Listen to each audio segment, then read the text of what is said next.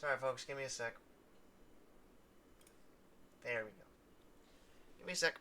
I gotta get my door closed.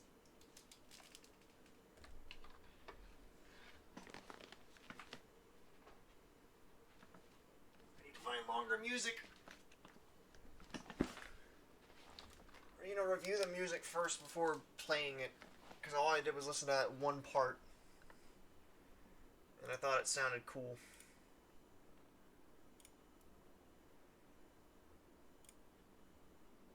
I also didn't prep the action. I wonder, hold on. No, I don't want to. Wait a minute. Filters. What are the filters?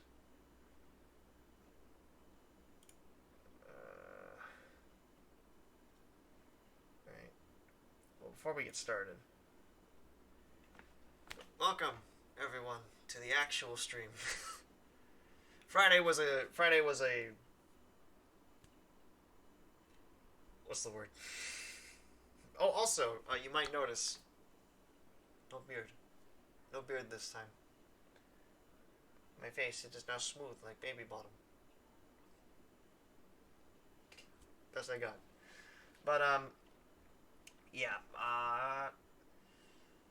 we're gonna actually play Apollo Justice now. Friday was um just a backup. that was a backup thing that I'm gonna be doing in case like something like that happens again, to where a friend plans to come over on a stream day. So that's my plan for today. But today we are gonna play some more. Well, first of all, let me make sure. Let me make sure that everything will work. There we go. Perfect. All right. Are you guys ready? Cause I sure as hell am. Especially after the craziness that was the last episode. I have been out of my mind excited to see where this goes. So, shall we? I think we shall. But before I do, is there anything we want to say before going in?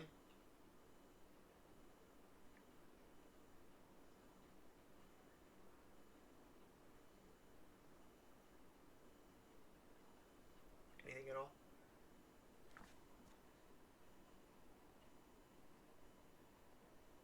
I hope I named it. No, I named it right. I named the Twitch stream right.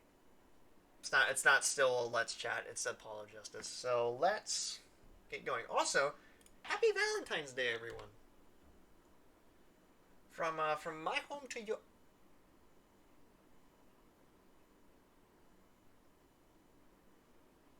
Okay, I got scared for a minute. I was like, "What do you mean from chapter start?" I completed that.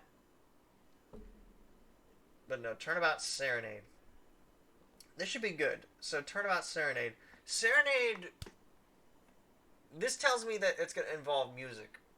Which tells me that Phoenix may be very involved in this one, considering he likes to portray himself as a pianist. So, let's see where this leads. Huh? I should turn this down. Oh, it's Clavier. What's with the JoJo dude? Yep, it's Clavier. We love you! Rock on, everyone! This party's not over yet. Get out your handkerchiefs for our special guest. That's right, baby. The night's just getting started.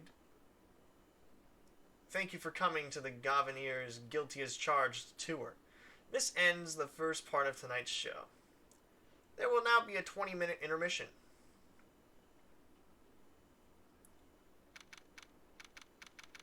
What? Did I just come to see him? Or what is that on the floor? I'm already noticing the object on the floor. And there's the Blue Badger. A guitar case. Wow, he's just everywhere, isn't he? Alright. Aw, Trucy. You are a sight to behold. I still think you are someone that I already know, but I'm not gonna say who I think you are. This is so cool! I was at a Gavineer's concert. My eye is itchy. Sorry, Trucy. My eye itched for a minute. Huh? Did you say something? My ears are still ringing. The Gavineers. The Gaviners. Putting the sick back in music. And I thought Mr. Gavin was really nice. Oh, I don't like that. I like the bouncing you. I don't like the I'm gonna stand still and just smile you. That's creepy. Don't do that. Never do that, please. Sending us those tickets off at 20% off. 20%? How much does the tickets cost? Actually, yeah. How much do they cost? Then I will say he cares, probably. They're hard to get a hold of, you know. When you invite people to a concert, it's usually free. Let's head to his dressing room. Is he gonna be dead? Am I gonna find Clavier's dead body in his room? You know, like we're a couple of VIPs. I've always dreamed of being a VIP at a Gaviner show. Trucy?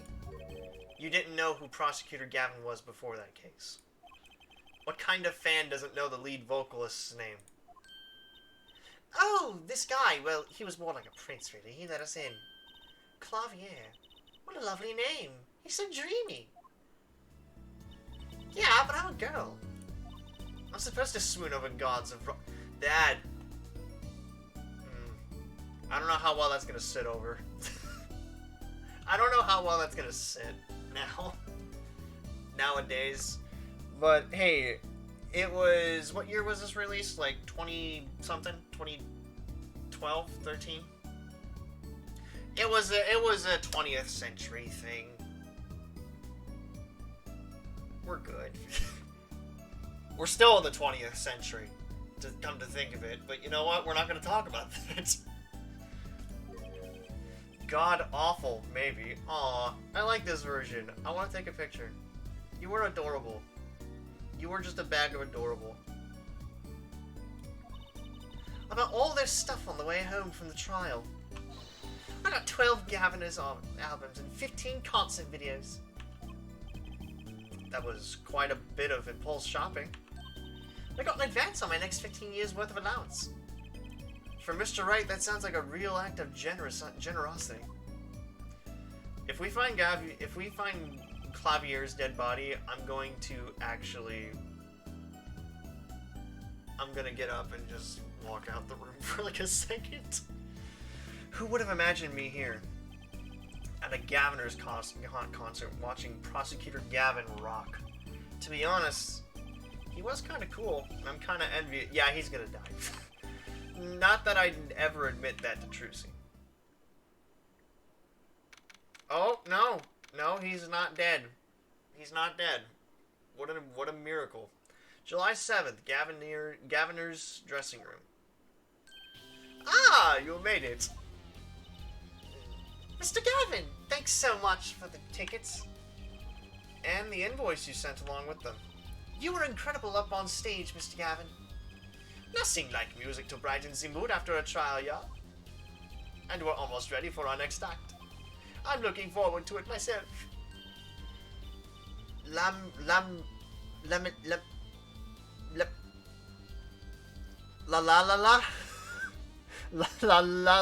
miroir.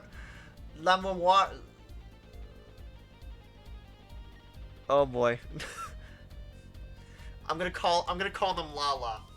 Lala's singing, right? The siren of the ballad? Oh yeah. That flyer said she flew all the way over for the show. She's dead. She's the one who's dead. That's right. I happened to catch her show while overseas. Her voice is divine. I knew I had to invite her to perform with us. Lala says you praise me too highly. Whoa, who's the Wade? That's not not just me, right? This guy looks like Wade. This guy looks like Lord Minion 77 if he decided to grow out his beard just a little more. If he had like a little straight beard, right? That's not just me. Whoa, who's this guy? He's huge. God, after the last trial, I don't want to hear any more innuendos, Apollo. Allow me to introduce Mr. Romain Letus, Lala's manager, and her interpreter, incidentally. It is a great honor for us to be here, and a great honor for Lala to be heard in this country. What in the god dang? W.D. Gaster? Dr. Gaster, is that you? That voice. I wish I could understand it. It's beautiful. Help me! I'm dying! Oh, hello. Wow, you are lovely, actually. Also, you're wearing constellations on your robe. Hello. I'm the past Lady Rabosa. Oh, it's Lala. I'm actually meeting Lala. Lamoureux, mysterious songstress. Her quiet, deep song glides through the air, lilting above a sparse but elegant piano accompaniment. Now this is music. She's a real artist. Shame she's probably gonna die in like the next few minutes. So did you come to watch my show? You know what? I'm gonna see if I can translate what she's saying.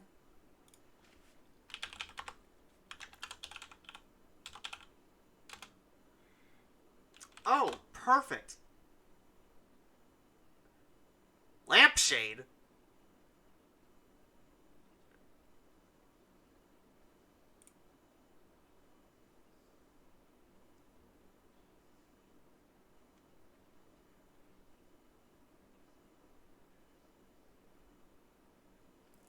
Lamoureux.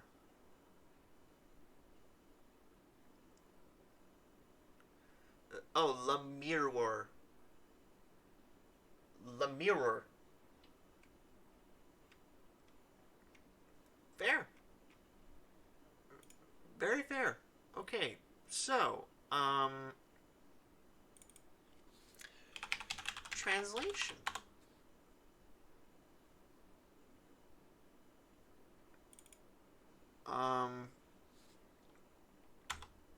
Okay. Pronouncing? No, not pronouncing. How to translate Lamoureux Wars text in Ace Attorney.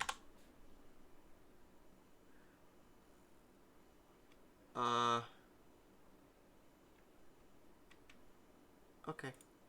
Alright. So, not gonna do that, because I think I'll spoil myself on accident. Don't want to do that. Alright. Great to see you too, lady. Lamoureux says, we have long looked forward to this joint performance. Lamoureux, your voice. It is art. It is art. Oh, you flatter me, I'm guessing is what she's saying. Yet without his piano to guide me, it is but a voice. I?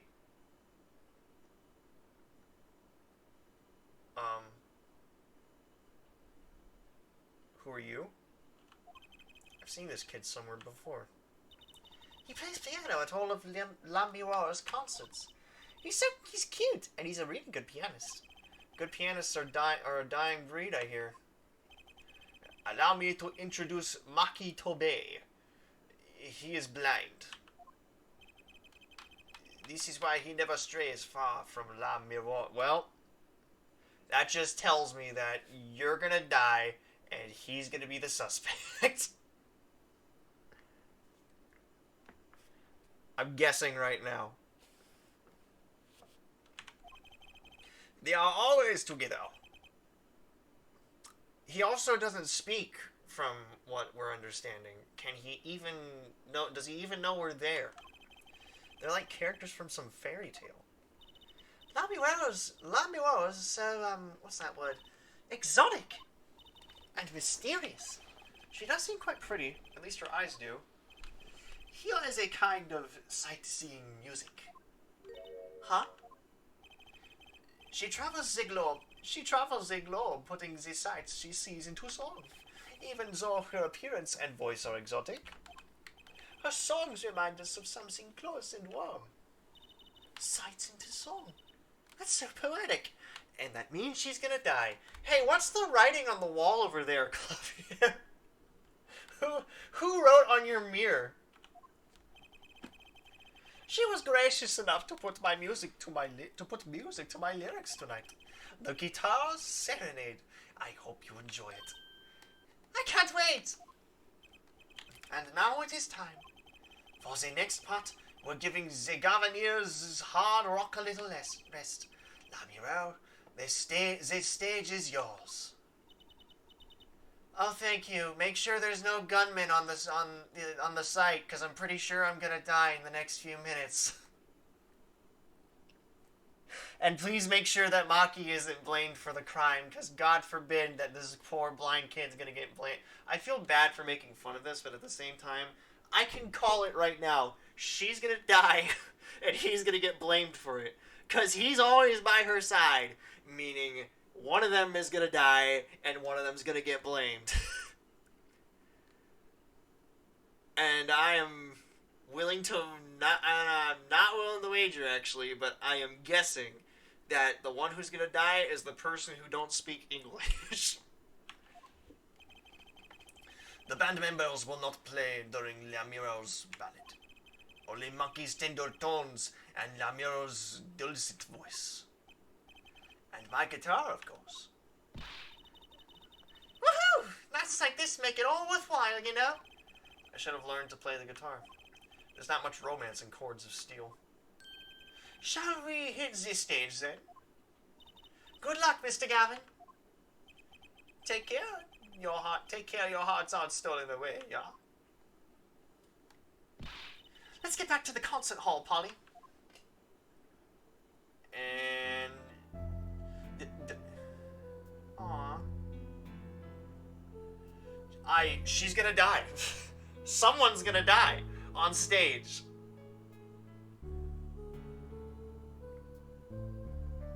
Someone's gonna die. It's either gonna be her, it's either gonna be Clavier, it's either gonna be Maki. Someone's gonna die on this stage.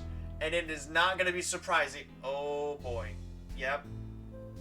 Yep, someone's gonna die. Someone is definitely gonna die here. Well, she's gonna die. Goodbye. This is actually really good animation. Please don't die. Please don't die. Don't die. Oh, she's gonna die here. She is gonna die. She's gonna die. She's gonna die.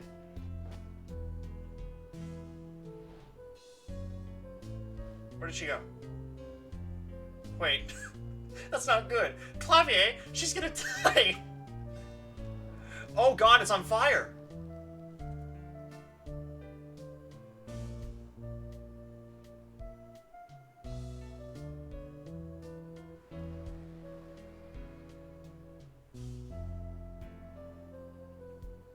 She's dead. She's gonna die. Goodbye. She's dead. No, can't watch. No, I can't. I can't watch.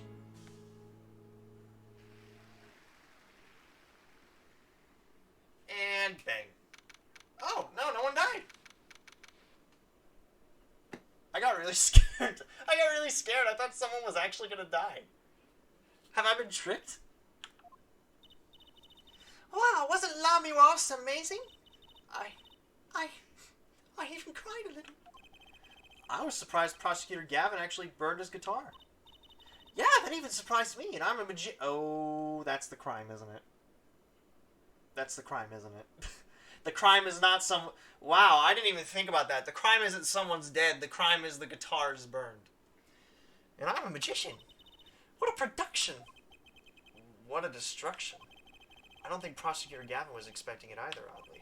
He looked as surprised as I was. Is that what they call risking life and limb for art? I think he's my new hero.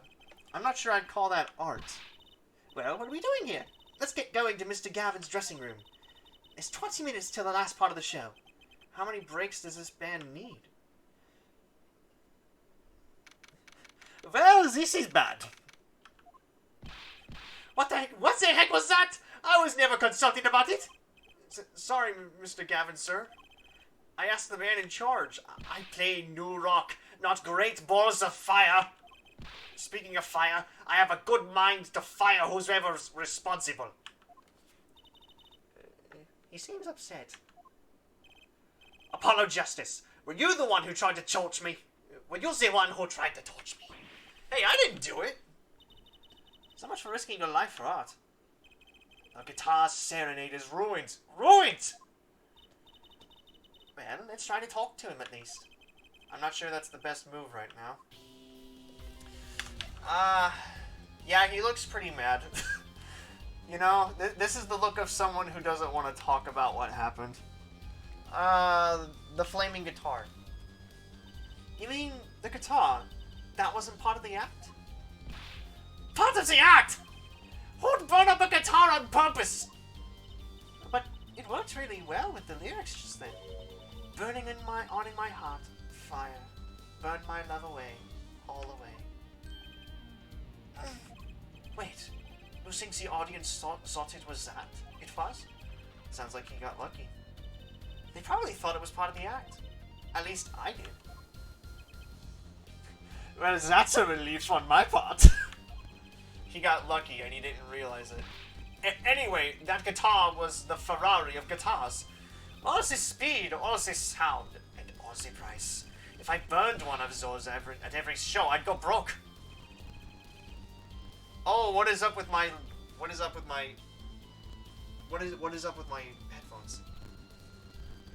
It's staticky.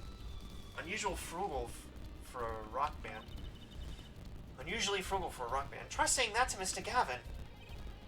Achtung! Today's been one disaster after another. My hog won't run. My guitar case is broken. Daddy told me there'd be days like this. I really don't like what's going on with my headset. Alright, I'm gonna take off my headset for a minute. Lamuel's song. Wasn't Lamuel's song incredible? You worked on it too, right, Mr. Gavin? Ah, yes, thanks. It was a collaboration. I wrote the lyrics, and she wrote the melody. You know, I'm surprised she could sing in English. I'm sure she practiced a long time for this day. And here. Here. What's this? A lyric sheet. It's yours. Signed by myself and Lamuel. Yippee! Thanks so much! All I ever get to sign are client defense agreements. Almost time for the third act of the night. Oh, there's more? Yes, Lamuel's part is done. Now it's time for us to drop our groove again, yeah? Hope you're ready to catch it. Woohoo! Ready, Apollo? I think I'll pass. Eh? I liked the bit with Lamuel, but the rest could use a volume knob turned way down. Ah, Apollo, you're getting old. Ah! Does 22 qualify as old to a 15-year-old? Well, I'm going. Let the old folks rest backstage, yeah? Time to rock. Hey, you're older than I am! Alright, well, first of all, I'm gonna examine the mirror. There's graffiti on the mirror in lipstick. Wait, but the Gaviners are all guys. Maybe Prosecutor Gavin wears lipstick? Examine. A postcard of Lamuel. I can't read a single word of the sentence at the bottom. Trucy might want one of these. I'll show it to her next time we're here. That's an odd guitar. The design is that character I saw in the hallway, but with sunglasses. What a strange mascot. He looks like he's crying. Since when was rock about crying? Is she naming this guy Emo? Oh no. Alright. Well, that's an interesting getup. A police uniform. Next to it is a policeman's hat and a pair of handcuffs. One of the band members must like the police. Must be Mr. Gavin's bad influence. I thought rock and roll was all about being rebellious. That guitar looks like it was made out of a cop car door. Is this band just consisted of cops? Is that what I am to understand? This band is consisted of police officers? Is Gumshoe in this band? That's what I want to know. That's right. Trucy's not here to see me, to set me straight. Now I feel kind of lonely. Aw. It's okay, buddy. Hey, let's go into the oh. Okay, well. Whose gloves are these? Thick leather gloves and sunglasses. I don't ever want to see leather gloves and sunglasses ever again after playing Miles Edgeworth's. Well, not these kind. Not the biker-looking kind. I don't want to see biker gloves ever again after the Miles Edgeworth game I played a while back. Oh, the best. You are the worst. Thick leather gloves and sunglasses. Maybe I'll try these on. On second thought, no. They might be evidence for one of Prosecutor Gavin's cases. He just leaves them here? Oh, that's a terrible place for them. What if one of the suspects is his band members? So, now what? I guess I move. Where do I go? Backstage hallway.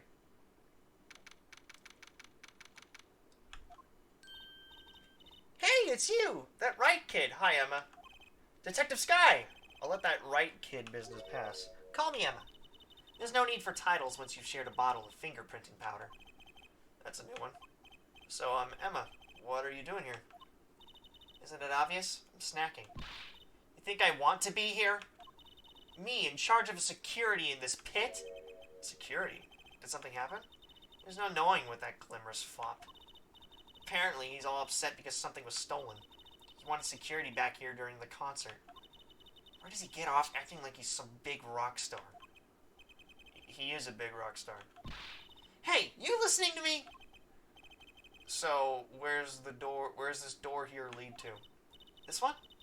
That's La Miroir's dressing room. Don't even think of going in there unless. Don't even think of going in there unless you want a piece of snack ooze in your face. Is she ever in a good mood, I wonder? Oh, Emma. You poor girl. The Gaviners. Emma? No, she's not in the mood. I've never seen someone eat snacks with such vehemence. Better give her a wide berth. Katonk. She snackooed me!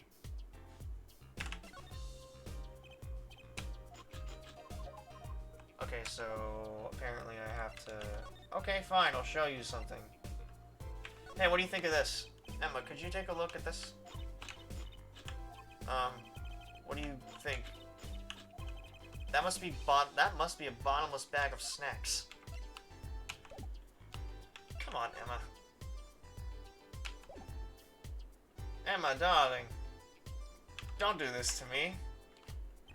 Emma. What am I going to do? I'll just go back then. I'll go back into the room and examine more. Maybe I missed something.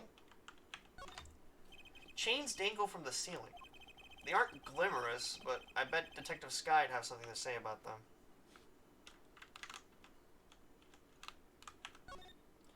A delicious bowl of stew. Made of plastic. Huh, the bottom of the bowl has a G on it. They sell these at concerts? Whatever happened to t-shirts?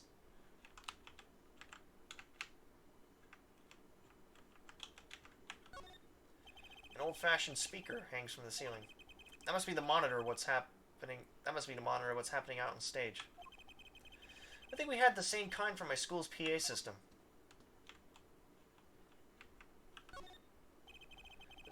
graffiti and lipstick.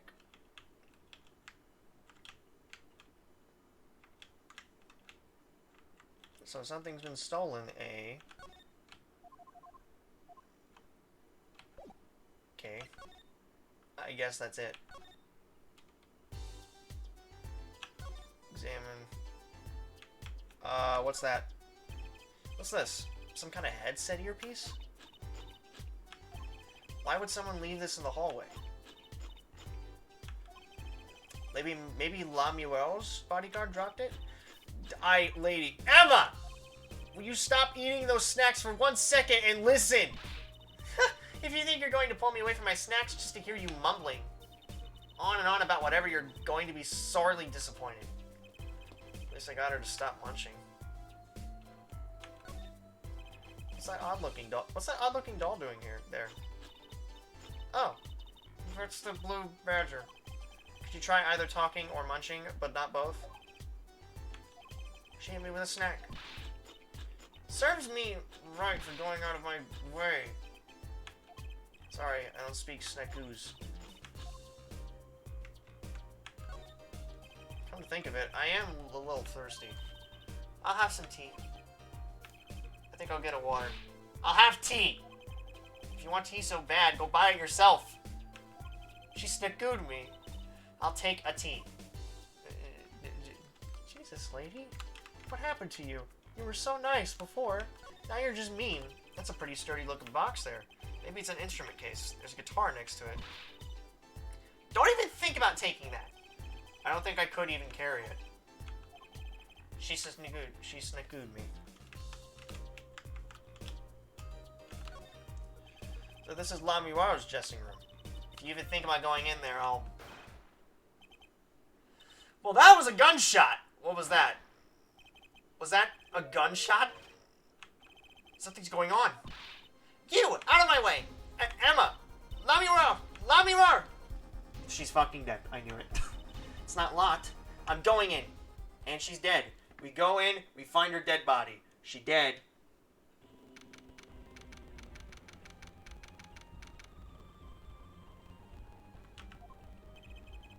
What's that awful no- Oh, it's the concert.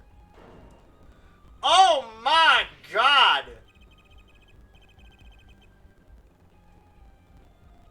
Well, I was wrong entirely. It's Lamuel's manager, Mr. What's-His-Name. Lettuce! Oh no! Hey, you! Me? Watch this room for me. I have to call for backup. Right, understood. You want me to make sure no one comes in, right? And don't touch anything. I'll be right back.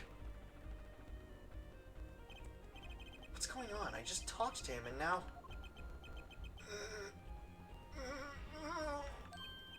Wayne! Wayne, you're alive, buddy! He's alive. Mr. Lettuce, can you hear me? Shot. I was... shot. Who? Who shot you? I don't know. Ask what? Ask... witness. Witness? There was a witness? Who? Cold. So cold. Witness. You're cold? Don't worry. You're going to be fine. Help is on the way. Can't see it. Hang in there, Mr. Lettuce. Tell me, who was the witness? The witness is... Siren. Siren? How can a siren witness anything? I'm dead. Mr. Lettuce! Yikes, Emma? What was that? Who's there? What's wrong? Emma, did you see anyone just now? Huh? No. I could have sworn I heard a door close. The concert's been canceled. Backup's on its way. Is Mr. Lettuce... He's dead, isn't he? That's terrible. I lost him.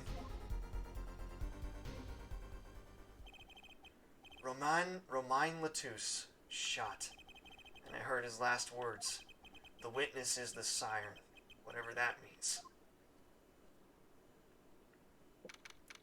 Well, Gavin's gonna be even more mad. Who is you? The venue's dead? You know what? I'm gonna give you this accent because you strike me as an Australian. The venue's locked down. We took names and addresses before letting the crowd go. Good work, Darian. I'll let you know if I find out anything about the victim. Later. It's investigation time, then, yeah, Fräulein Detective. I don't need some rock and roll prosecutor to tell me that. One request I must make. Tell no one, on staff or otherwise, anything of this. Ooh, a gag order. No word gets out, other than that Mr. Letus is dead. No word of the cause of death or of the murder. Tell no one. Tell no one? Not even La Miro? Not even her. Not even her. Not even her. We must keep everything under wraps. Oh, one other thing. I'll need your signature on this air forehead. Yours too, Fräulein. On that? An investigation request. Why just us? You two are civilians. It's standard procedure. It should be okay to sign, I think. Right, well, get started with the investigation. I'm on it already. And one tip for you. Huh? Me? Try not to get in the Fräulein Detective's way. She's in a foul mood today. When is she not in a foul mood in this game? Gee, I wonder why. We were all questioned as witnesses, but now none of us can go home. We'll investigate, all right. Our way. Somehow I don't see us getting back to that crime scene anytime soon. I still can't believe I was there when it happened. Not an experience I care to repeat anytime soon. There's no time for navel-gazing. Let's crack this case. I worry about Trucy. She seems to have a very loose idea of what it means to be an attorney. Of course, that's not surprising considering who her father is. Something the matter? No. Let's get cracking. I'm the only one who was there. The only one who heard Mr. Letus's last words. The witness is... Siren. First order of business is to find out what he meant by siren. Well, first of all, I'm gonna, pick up this communicator. What's that? Looks like some kind of future phone. Not a phone, a transceiver. It's called a headset. What's a headset doing on the floor? Wait, do you think Mr. Letus might have been wearing it? Like one of those bodyguards. I don't think he was wearing one when we first met.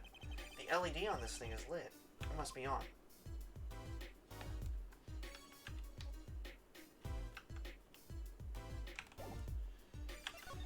Alright. Well. I just remembered I need the walkthrough. Just remember that. I never pulled it up. Walkthrough. Follow justice.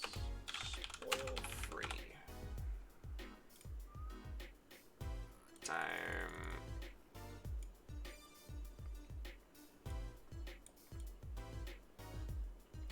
I mean, we already solved all of the turnabout.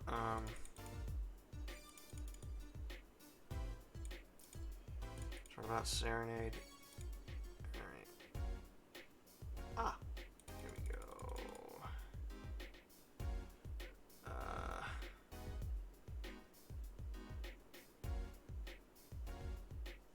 Alright. Got an idea. Got a good idea of what to do. We gotta go back into here, I think.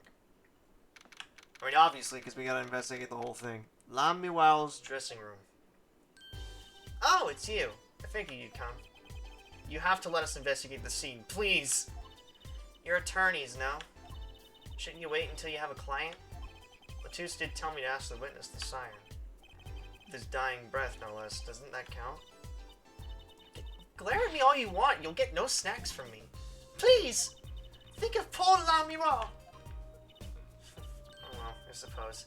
You did find the body with me. Great. Let's get to it. Right. Just try not to touch anything. She's letting us look and she's not munching on...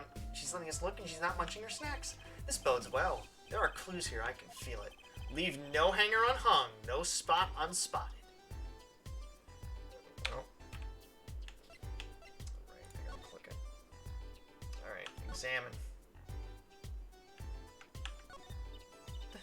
That's a body, isn't it?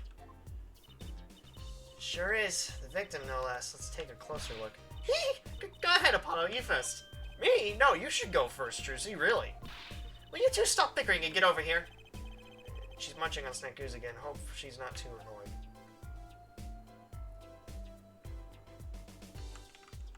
What's that? Is that blood? Why don't you examine this one, Apollo? You know more about red stuff than I do. Yep. You know more about red stuff than I do. Yep. Says who? Something is strange about this blood, though. Is that what it looks like? Well, from the look of things, it looks like he was shot dead. No clues here. Alright, so we got that. We got the gun on the floor. This is the murder weapon, isn't it? This revolver. That's right. Big 45 caliber revolver. Is that big? I don't know about anything about guns. Wow. I wonder who brought this in here. I thought only police were allowed to have one of those. Why are you giving me that look? I didn't do it. I didn't. Listen, I was out in the hall eating snack goose when it happened. I know. No one here thinks you did it, Emma. It's hard to tell with you sometimes, Apollo. Hey, what have I done? Wait, if the killer brought a revolver, it must mean that they had planned this from the start. That's right? Yeah, logic dictates that, yeah. This is one of those, things, right? At the barber's. A permanent dryer. Want me to curl those bangs of yours? No thanks. Better not mess with my hair. Better not mess with his hair, Emma. It's part of his identity, you know. Well, seeing the mirrors lined up like this makes me think I'm really in a dressing room. You are in a dressing room.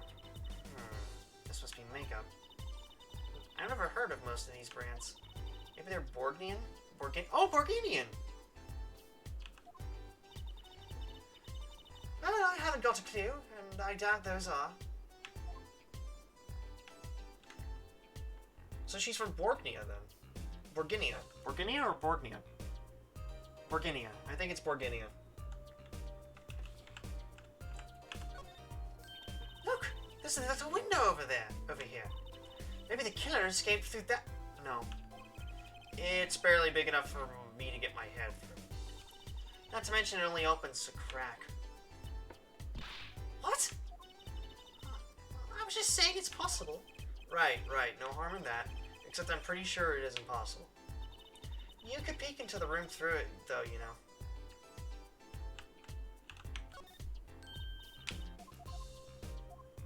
Well, you said I could peek into the room. Oh, did she mean this room? She probably meant this room. Alright. So, let's see. Oh, Apollo, can I eat some of those, please? Absolutely not. I know. But still, I yearn. Look, you're not the only one eyeing that fruit here. Well, then what are we waiting for? Let's eat. Right. Whoa, stop it. Are you too crazy? Emma, you of all people should know better. But she tempted me. She's a temptress. Please grow up. That's her brooch, isn't it? Oh, what a pretty brooch. Oh, Emma? You're not going to say, can I have it, please, are you? Oh. Look, you may be a cute little girl of 15, but that doesn't get you any special treatment with me. Oh. It's not healthy to envy the young, Emma. It's not about envy, it's about tampering with evidence. Note to self, Emma lacks a sense of humor. Use caution. You need to learn to respect your elders a little. Something seems so familiar about that brooch. Yeah, that brooch is, well, I mean... Are these bullet holes? Looks like it. There are two here on the wall. From the look of it, the victim was shot once in the shoulder. The first shot must have missed. But there are 2 holes. Wouldn't that mean 2 misses? The murder weapon is a .45 caliber revolver. It's very powerful. I believe what we're seeing here is the mark left by the second bullet after it passed through his shoulder. Ouch! Sounds painful. No kidding. I wonder about this murder weapon.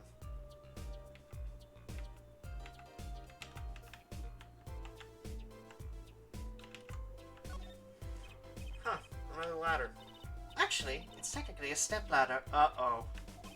Well, hello, Miss Fancy Pants. Please forgive me for my lack of flatter discrimination. I'm less worried about the stepladder and more worried about why it's there. Why is the ladder there?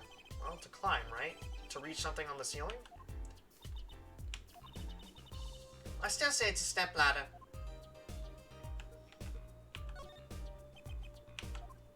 What's wrong, Apollo? Your mouth is catching flies. Huh? Nothing. It's nothing. Maybe that's how the killer escaped. That's what you were thinking, right? When we arrived on the scene, the killer had already fled. He or she must have had a way out. And that air vent is one possibility. I realized I also forgot my hat. Oh well. But it's much too small. Not if the killer were about your size, Trucy. How dare you! I didn't do it! I was cleaning up the dance floor at the time, thank you. I know, of course I didn't think you did it. It's hard to tell with you sometimes, Apollo. Hey, what have I done? What have I done? Apollo, look at that thing. It's huge. That's a TV. Yeah. A wide flat screen TV. I want one of those. You'll be wanting for a long time on your salary, Junior. Wait till you're as famous as Mr. Wright was, then dream. I don't think Daddy was ever rich, even when he was in law. Great. Just stop on my dreams, why don't you? What's this poster? Let's see. This summer, a Legal Eagles production of Case Closed. Looks like a poster for a different show. One I wouldn't mind seeing real soon. There's another Gaviner's poster here. I'm just about sick of seeing those personally. Maybe I'll tear it down. No tampering with the crime scene, Emma. Maybe there's something else I can tear to shreds. Don't look at me! Poor Trucy. Alright. I'm pretty much examining everything in this room. Nope. Okay, I've already looked at that side. Maybe I've looked at everything at this side. Wait. Yeah, I think I've looked at everything on this side. Well, let's take a look at the ceiling first. Nope. Okay. Oh, wait. That speaker was blaring at the time of the murder. Ah, that's for monitoring the stage from this room. Monitoring? It pipes in real-time feed from the stage microphones. Useful for knowing when your set is coming up. Yes, I seem to recall it being loud and vaguely musical. It made it hard to hear Mr. Latouse's last words. Alright, hey Emma, let's talk. The victim. Mr. Romain Latouse, was it? He was La Muel's manager and interpreter, apparently. This is his first time in the country. Oh. His first and his last, unfortunately. Not great. Not great at all, when you think about it.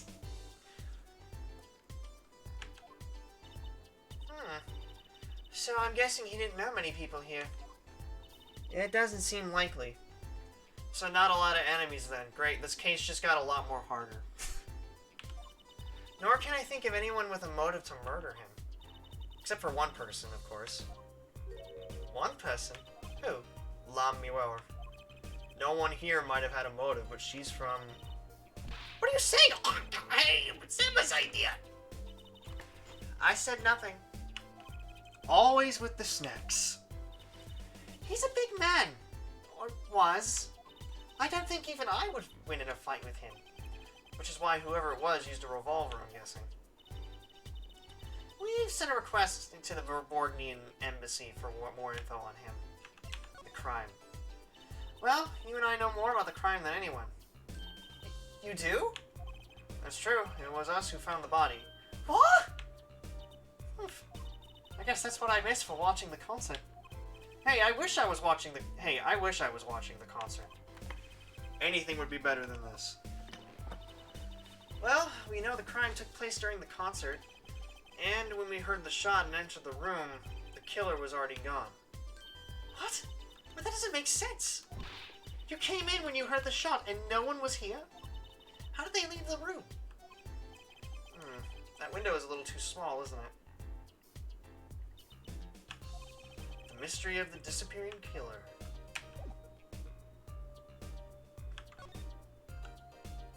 Okay, let's try this then.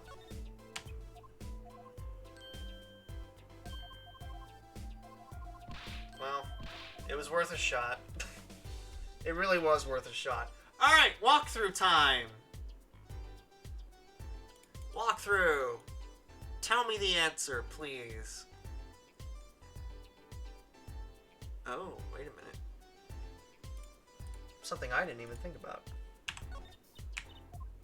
Time to examine, examine. Yeah, his left hand is, like, closed. Apollo, look at his hand! He's holding something. Hey, no touching! You can throw all the snacks at me you'd like, Emma. But sooner or later, you're going to run out of them. You raise a good point. I'm a bit intrigued by this scene. Let's take a look. Ah, see there? He's holding something. What's this? A keyring? You think it might belong to the killer? Certainly a possibility. What an unusual keyring. And what unusual keys. This could be a vital clue. Alright, what's next?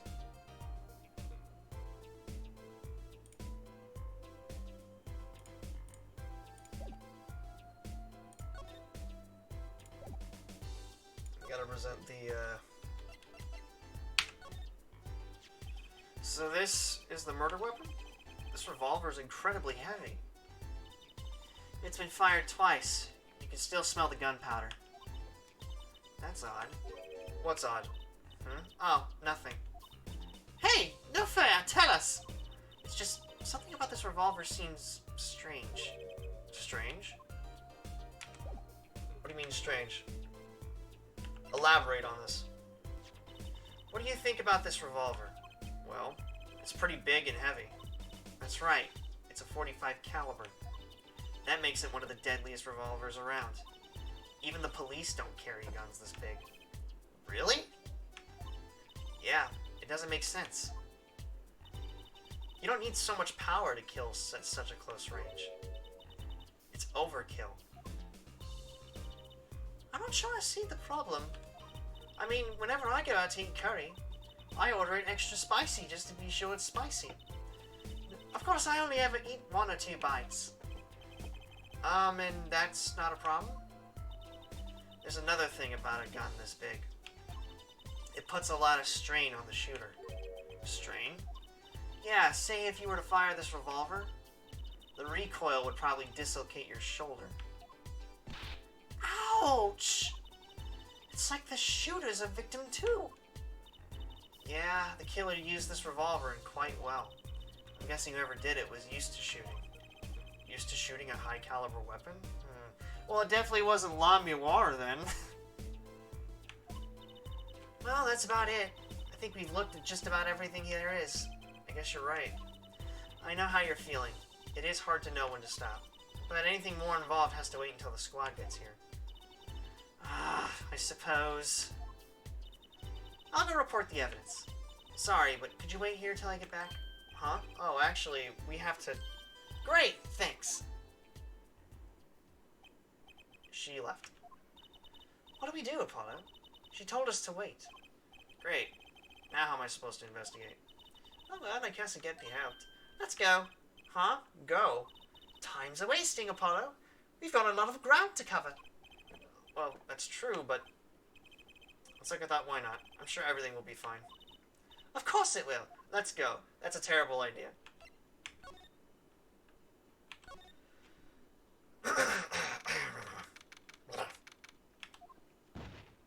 Oh my God, who are you? Who's there? We didn't just imagine that, did we? He was wearing a silk hat. Friend of yours? Hardly. Whoever that was, he sure looked suspicious.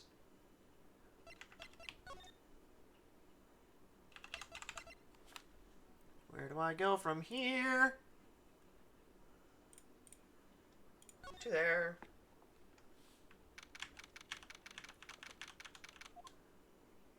Huh. Looks like nobody's here. Prosecutor Gavin's probably busy with the case too. No rest for the wicked. No rest for us either, Apollo. Let's get rocking. Rock, rock. Hey, Trucy. Look! It's a postcard of La Mémoire. These letters at the bottom, I've never seen these before. It must be her native tongue. Borgonese. Borgonese, huh?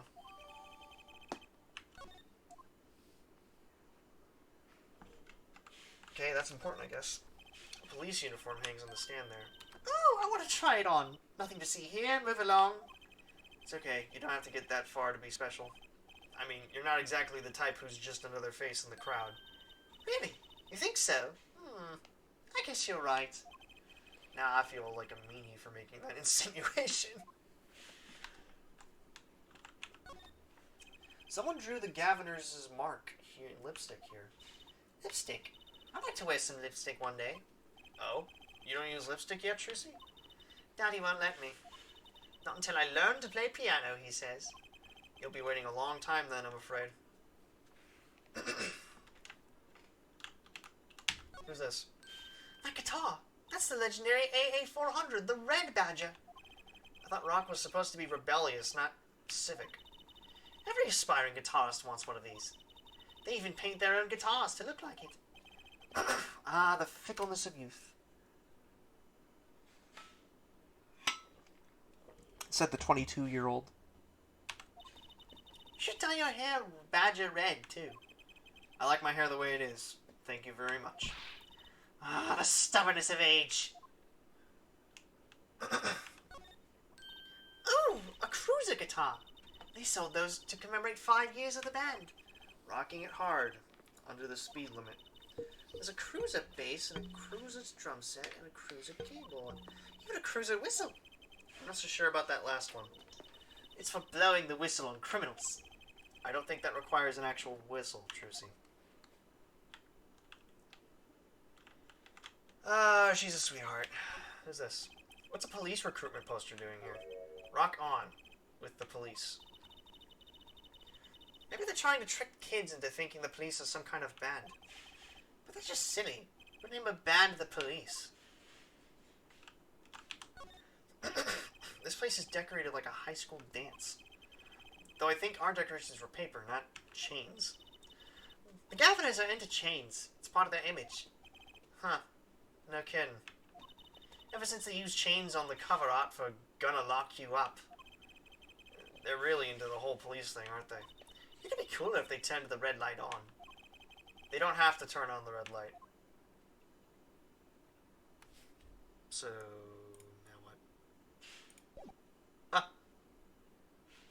Now what? Oh. Well, I'm done in here. All I needed was the postcard. I guess. I guess next I go to the stage. Because that's the only other place I can go to. Oh, that doesn't look great. Oh? Oh, thank you for following that. Oh no. I'm gonna butcher this. Thank you for the follow, Thalita Powell. Is that how you pronounce it? Thalita Powell?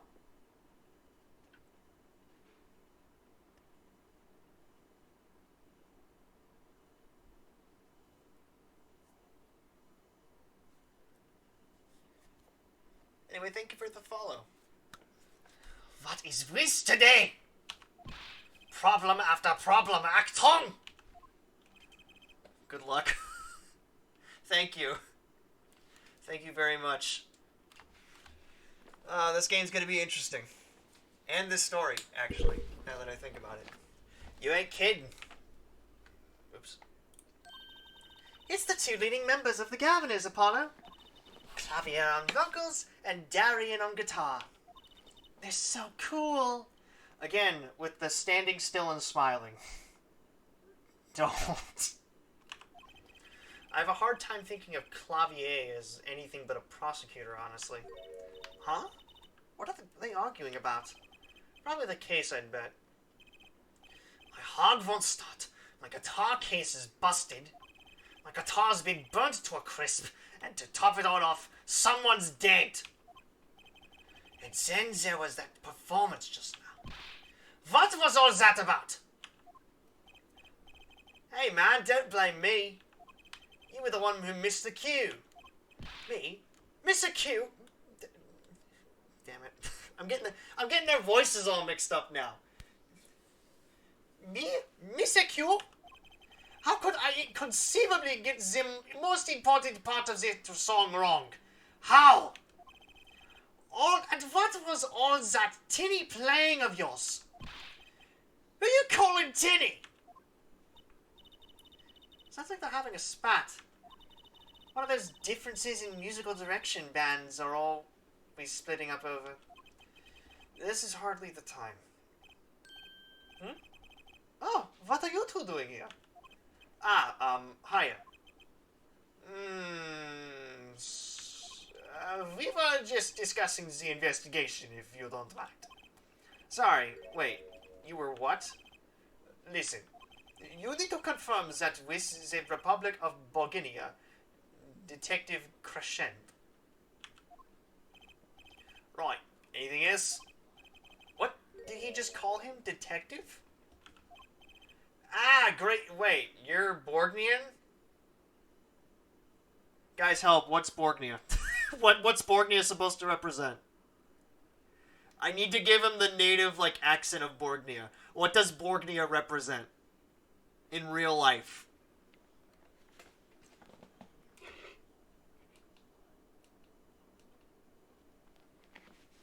Hold on a minute. I got an idea.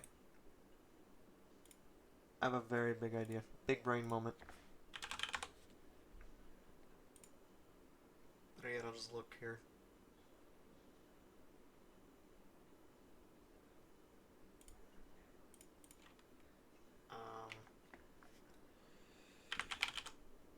Borginia.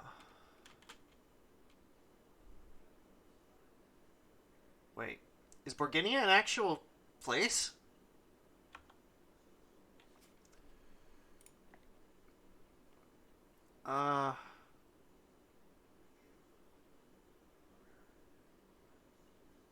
Where's the trivia? I need to find the trivia. Notes. Borginia, despite supposedly being in Northern Europe, seems to have a number of similarities to Egypt.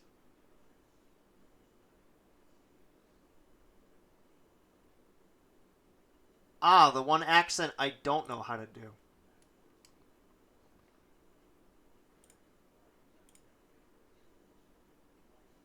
From Brazil? Well, that's nice. I'm I'm from America, unfortunately. I hear Brazil's a nice place though. I've seen the proof too, so in photos anyway. So you would classify as an Egyptian? My man, you look more like an Australian than an Egyptian. Not gonna lie. I'm gonna keep the Australian accent for this guy because I don't know how to do an Egyptian accent too well, at least yet. Ah, Greatens. Oh God, it's him, the Pompadour Man, Darian Crescent, Criminal Affairs Division 3. Hello, Criminal Affairs? Apollo, you really don't know anything about the Gaviniers, do you? Something tells me that's about to be remedied. Alright, Gav. The case. About the crime. Which crime do you mean? The murder, what else? Oh, that. For me today has been a parade of crimes. A heat parade of crimes, you'll see. Prosecutor Gavin was singing the blues earlier, wasn't he? Something about his hog and his guitar case.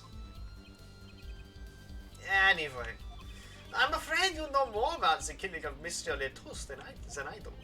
For now, at least. You were the one who found the body, yeah? While we were in the middle of a performance, no less. Aren't you going to examine the crime scene, Prosecutor Gavin? I'll leave that to Fraulein Detective. Wouldn't want to step on her toes.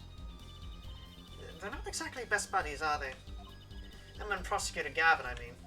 Well, what to do next? We've already checked out the scene. I think it's just whenever this song plays that the music just decides to go, I don't like this! Static! Prosecutor Gavin may be right. We might be the most informed for once. Maybe Prosecutor Gavin can shed some light on things we found. I mean, maybe. I don't believe you, Apollo. How can you come to this concert and not know about the Gaviners? It's not surprising. Why even... Okay, time to take off the headphones because it's starting to get all staticky again. Why even our ancestors knew nothing of America's existence once. God, I can hear it from here. It sounds horrible. I know America exists. The Gaviners aren't just an average rock band, Apollo. Each member is connected to the police somehow. The police? The real police. By day they pack heat. By night they heat up the stage. By day those lips interrogate. By night they sing songs of unrequited passion. Okay. They debuted 7 years ago with 13 Years Hard Time for Love. Then came Love with No Chance of Parole and My Boyfriend as the Prosecution's Witness. The list of hits goes on and on. This here's my right-hand man, Darian Crescent. I make the melodies and he attacks them with his guitar. He's a bit of a rogue, really. And this guy's a bit of a perfectionist. When a performance goes the least bit wrong, he goes into this funk just like today. I hope murder would be a bit more off-putting than a ruined concert. The concert today? A disaster. I'll get to the bottom of this and then we'll see who Mr. Q. Mr. Q? They were arguing about that before. Great, I love nothing more than questioning tormented artists. Hey, what is this about a Miss Q? What's this Mr. Q you keep talking about? You heard it, didn't you, from the audience? Actually, I didn't notice anything. See? No amateur's going to pick up on that. Can you guarantee an entire audience of amateurs? Can you guarantee an audience of amateurs? No! Now take a listen to this. What's that? A mixing board. We used it to record on a concert tonight. Aren't we supposed to be investigating a murder? Well, we've come this far, might as well go all the way. I've always wanted to learn about the recording industry.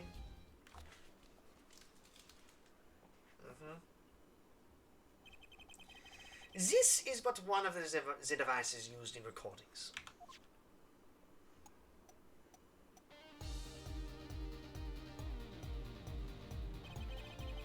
We're a 5-part band.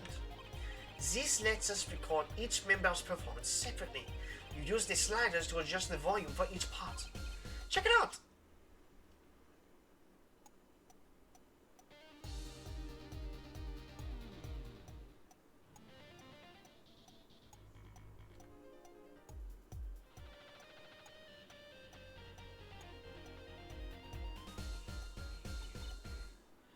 Wow, neat!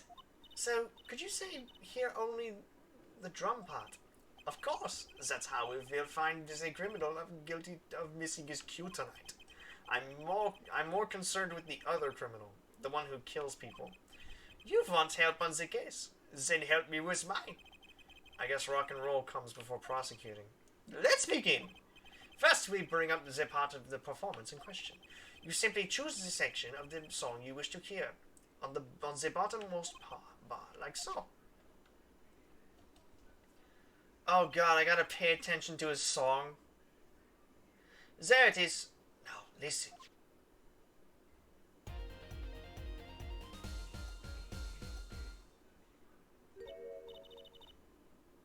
It sounds perfectly fine. Was something wrong? You couldn't hear it? Listen again closely. Listen again closely.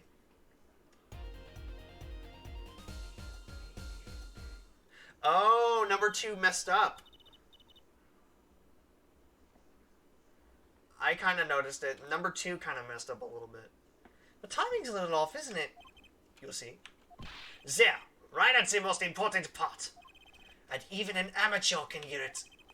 An amateur with a mixing board, maybe. You're missing the point! We'll never stamp out crime until we're perfect. Perfect! Here he goes again. Right, yeah, amateur. You will prove my point.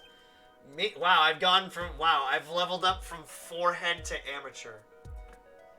What a feat. Me? You will find the miscue. You will tell us which instrument, which part is the guilty party. But how? Did I not just explain it? Use the sliders to adjust the volume for each part.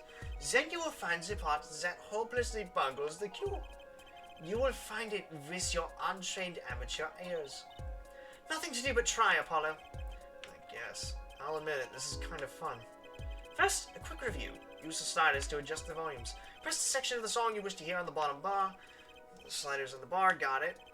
Once you've found the guilty part, press the corresponding number. Time to rock.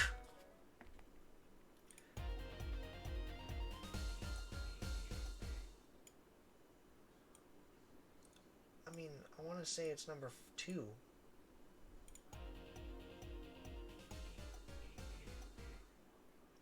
I want to say it's 2. It has to be 2. Because, listen to this. Because, listen to this. Okay, this is 1. Sounds perfect, right?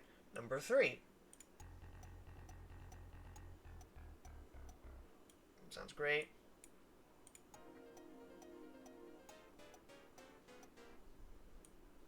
Sounds good.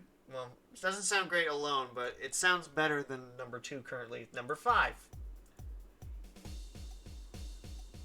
And now here's number 2. Yeah, that sounds horrible. This part is off. Which is that? Second guitar. Ah! It was you, Darrigan! Ah, well, looks like the cat's out of the bag. Ah, well, that's all you have to say? That kind of attitude lets the killers walk free. Walk free, Darrigan. Here they go again. Maybe it wasn't such a good idea to ask about the concert. It's starting to feel like we're just wasting time. It's all experience under our belts. That can't be bad. I still can't get over the title for that song. Guilty Love? Alright. I'm gonna present to you some evidence before this music decides it wants to kill me.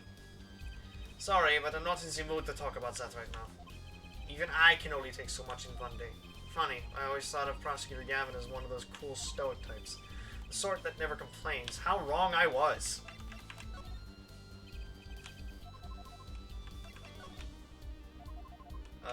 Are you gonna be in the mood to... I was wondering if you knew anything about this. That? Does it look familiar? Familiar? It's mine! That's my key!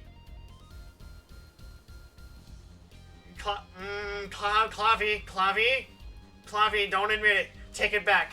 Take it back right now. Take it back. Are you sure it's yours? That's my keyring. I've been looking all over for it. What? This is yours, Mr. Gavin? I knew it. Apollo! How can you make that I knew it face? This is the keyring that was... Yeah, I know. Thanks. Anyway, so where did you find it? Actually, the victim was holding it. Like he was trying to keep it from the killer, even if it meant his life. What? The victim? You mean Mr. Letus had my keys? Indeed. When will my trials be over? Speaking of trials, I've never heard Mr. Gavin whine in court like he has been today. Emma was right about the fop, I'll give her that. Apollo! Mr. Gavin, maybe we can help. Tell us about your troubles today. I really don't think that's... Tell us. And we'll keep mum about the keyring for now. Are you blackmailing me, Fräulein? Yeah, we're blackmailing you. You were saying something about your motorcycle not starting? And something about your guitar case being busted. You're well informed. You mentioned it a few times. It all happens this morning. It's all this keyring's fault.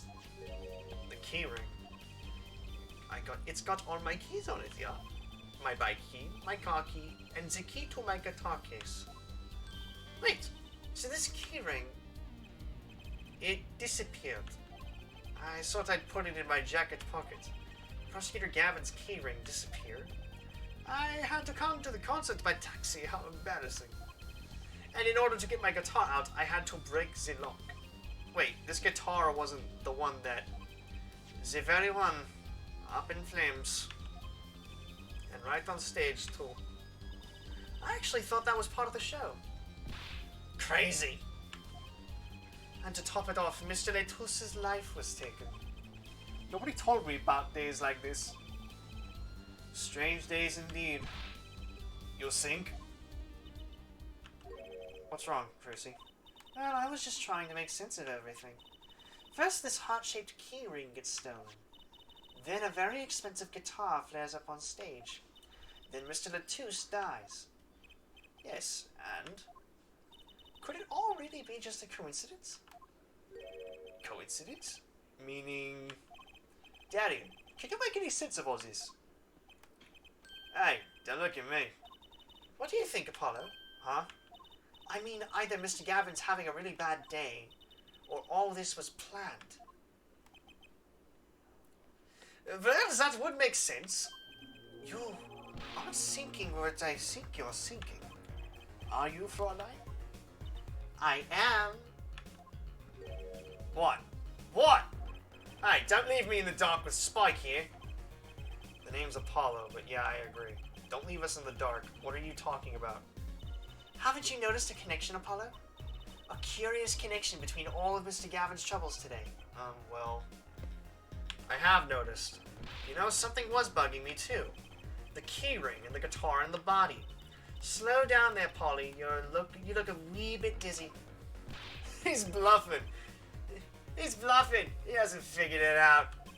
Fess up if you're a man. You're as clueless as I am. Huh? No, give Air 4... No, give Air 4 Head a chance. Give Air 4... No, you know what? I'm gonna change his voice. I don't like doing that voice. Let's see your evidence of the connection, shall we? Evidence? I'd better think of something pronto. Come on, let's see it. What's the connection between all of Mr. Gavin's troubles? I mean, I want to say it's the car keys, but at the same time, it's probably not the car keys.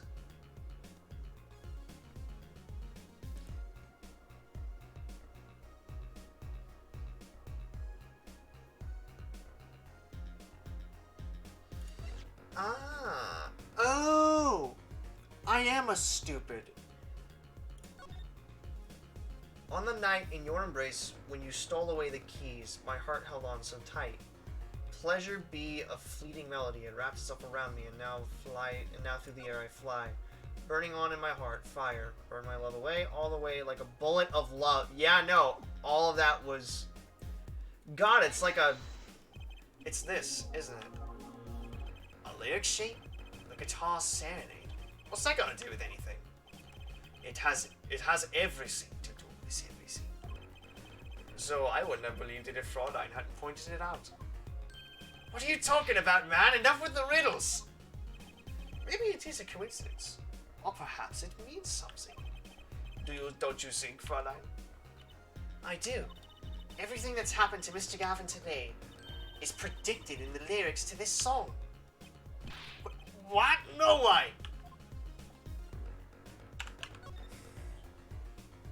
Look, just think about everything that's happened to Mr. Gavin. Let's list them in the order that they occurred. While reading these lyrics sheet, first the keyring was stolen. And not just any keyring, a heart-shaped keyring. That's right here. When you stole away the keys, my heart held on so tight. This is a heart holding keys. And next, his guitar bursts into flames. Burning on in my heart, fire, burn my love away. And then Mr. Latouche was killed. Like a bullet of love, fire, take my life away. But that's crazy. Yeah, no kidding. So everything that happened today here, this song predicted it all. Or perhaps it was the other way around. The criminal could have based his crime on the lyrics. But who would go through all that trouble? Someone who moves in mysterious ways, no doubt. I'm dropping the accent. That's hard to do, especially when I have nothing in this. I believe you stumbled upon something quite vital and quite annoying, Fräulein. Trucy, please, never change like Emma did. You're adorable. She looks pleased. The lyrics predicting the crime, Clavier? Seems a bit more than just a coincidence to me. I have to agree. The keyring, the guitar, and the murder. The keyring might have been dropped by accident, yet the victim was holding it. Hard to think that it was unconnected. That's true. Prosecutor Gavin's acting as calm as collected as ever. So the criminal matched their actions to the lyrics? Sounds likely. Why would anyone do that? While we think about that, I'm going to get cracking on the biggest crime here. I'm going to talk to the Borgnian embassy about this Mr. Latouche. Ah, right. Thanks, Daddy. I'll leave the pondering of mysteries to you. I'm out of here. Crikey, mate. A foreign national, Mr. Latouche, was killed. It seems like that would have to be the point of all this. But they did more than that. They left us with not only a murder, but a mystery. Mr. Gavin sure is irritable today. Maybe this is the real prosecutor Gavin we don't get to see in the courtroom. I've had enough, frankly. If you find any more mysteries, do me a favor and keep them to yourselves, yeah? Yeah, I guess this is all we're going to get from Prosecutor Gavin. That leaves La Mirror to question. Prosecutor Gavin, do you know where La Mirror is now? I had to go to my dressing room. With that pianist, Maki Tobay, of course. She seemed rather shocked by Mr. Latouche's sudden passing. The Governor's dressing room. Got it. Quick!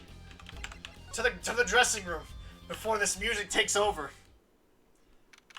Are we gonna hear another noise? Jesus! Yeah! Who's there? There he goes again! Who is that guy? Huh? Trucy? You know, he did look sort of familiar. So he is a friend of yours? No, that's not it. Sorry, I don't remember. Curiouser and curiouser. To the dressing room. La Mirror! Please speak in English. Ah, La Mirror! Oh. What? What has happened? I heard that Mr. Latouche has died. La Mirror, you speak? I mean, you speak English? Ah, yes. I was invited here from the Republic of Borgnia. But I am not Borginian by birth. But wasn't Mr. Latouche your interpreter? Ah, that, yes, well. It was Mr. Latouche's idea. He thought it would add to the mystery, you see. Then, your pianist is also... No, Maki Tabai is Borginian. He does not speak English. Now, please tell me, What has happened to Mr. Latouche? Why did he... Actually, Mr. Latouche was... Trucy! Huh? Remember what Prosecutor Gavin said? Not a word. But Mr. Latouche is Lamuero's manager. That's not fair to her. I mean, isn't she a related party? Precisely who Prosecutor doesn't want to alert, I'd suspect. All we have been told is to wait here in this room. It is very unsettling. I'm sorry. We're trying to figure it out ourselves. Do you think I can ask you some questions? Of course. I am always willing to help. She's as calm as she looked on stage. I can't put my finger on why, but I like this Lamuar. Oh, goodness. Hey, man, what's up? What is it, Maki? I don't like this, man. What? But you'd be alone. Yeah, but I'm okay with it. I'm like 10. I'm fine. What seems to be the problem? Maki, he's not good around strangers. He wishes to go out for a breath of fresh air. Would that be all right? Sure, of course. Thanks, man. I'm out. Very well. What is it you wished to ask me about? Oh, I like this. Oh, this is a nice soothing melody. La Muir. The Republic of Bourguignon. That's in Northern Europe, right? I've never even heard of it. I started out singing in a restaurant. Then a producer called me. Before I knew it, here I am. You don't say! You know, my daddy plays piano in a restaurant. Producers tend to look for talent, Trucy. La Muir, you're not from Bourguignon originally? Were you born here? Well... Oh, is that supposed to be a secret? Imagine his image is everything when you're a star. I know a bit about that, of course. Ah, yes, it is something like this. A contract, you might say. I'm also not to speak of anything but Bourguignese in public. Image is important, I guess. She's not all image, though. Her songs are lovely. A real landscape painter in sound. A painter in what? She travels the world, turning the sights she sees into music. That's the secret to your music's beauty, right? You're very perceptive. Oh, I use your songs all the time in my stage act. I don't have to pay royalties for that, do I? Stop while you're ahead, Trucy. This landscape painter in sound, too, is an image. Yet without it, my songs would not be so widely heard. They even call you the siren of the ballad, right? Yes, in Bourguignese, La Muir means the siren. But in actuality, La Muir is actually French for the mirror. I know this because I looked up how to pronounce your name. I fear that perhaps already I am not the siren I once was. Maki. Your pianist, Maki, was it? He's cute, like a porcelain doll. He's very European. I met him while singing in restaurants in Bourguignon. He is an orphan, yet his playing is exquisite. Soon he came to live with me. It's like a fairy tale almost. I noticed he hardly leaves your side. Yes, well, he is blind. At first I hesitated at dragging him across the world. He doesn't speak English. He doesn't speak English either, does he? He had never left Bourguignon before we met. I made his presence part of my contract. Maki and I together are La Muir, together always. What do you know about Mr. Latouche? Mr. Latouche was my new manager. New? Yes, from 3 months ago. Wow, so not only was he killed on his first day out of his country, he was killed, like, after 3 months of being her manager. That is sad. That is very sad. Why? Who? Now I'm just curious as to why he died. And now I'm curious as to why he had to die. Around when I received Mr. Gavin's invitation to come, I met Mr. Latouche in my office.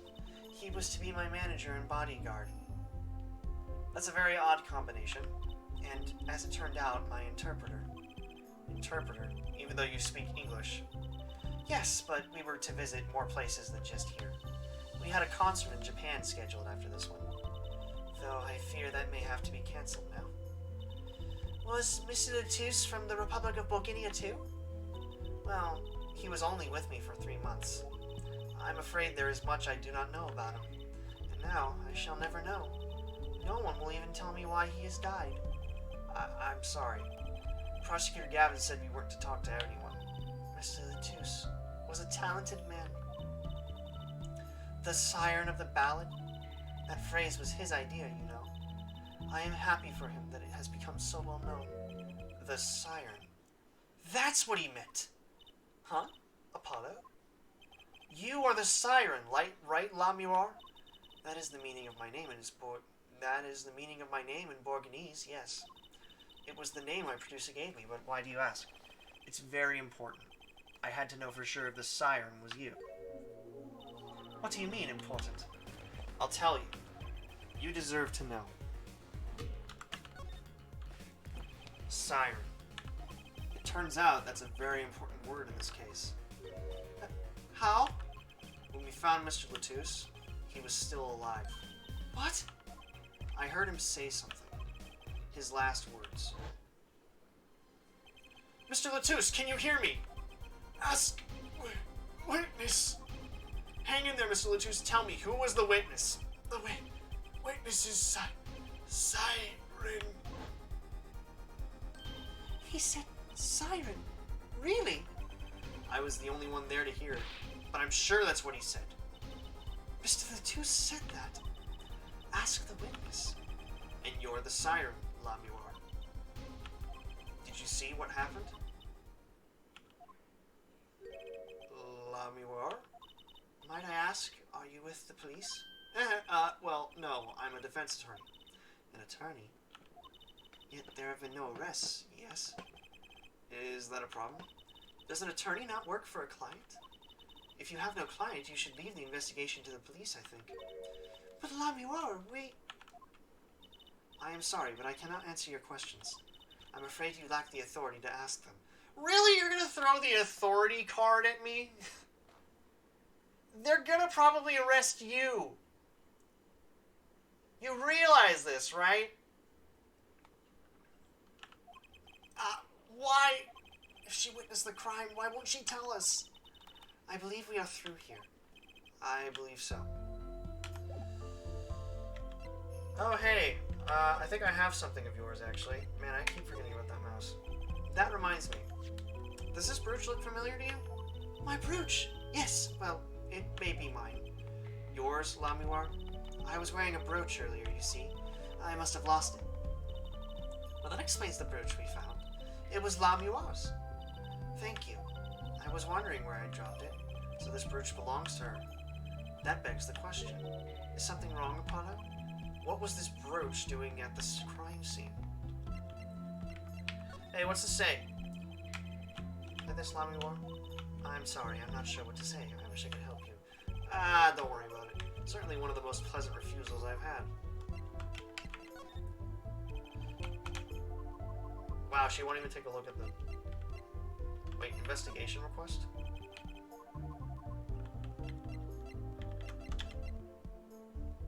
Let's show her the gun that killed the guy. Damn.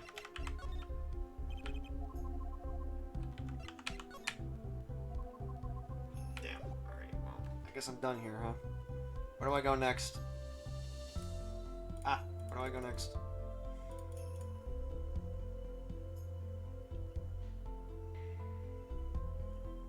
Okay. That's all I gotta do. Alrighty. To the backstage hallway. And here's our friend in the yellow hat yet again. Whoa, who's there now? Ah, it's you. Where were you? Emma. Is something wrong? She looks grumpier than usual. You bet something's wrong. The impossible's happened. It's all your fault, you know. Oops, maybe this is about us leaving the crime scene. What do you mean by impossible? Well, it's gone. Utterly gone. What's gone? The body, stupid. What else? Eh? Yeah. Trucy, this is why we don't leave the crime scene. Mr. Latus's body has disappeared. What? Oops! Is the bloodstains gone too? Ah, Prosecutor Gavin. From your vacant stare, I gather you've heard the news. I heard Mr. Latus's body has gone missing. Look for yourself. Wow, they didn't even... they didn't even clean up the blood. Quite the pickle. Quite the pickle.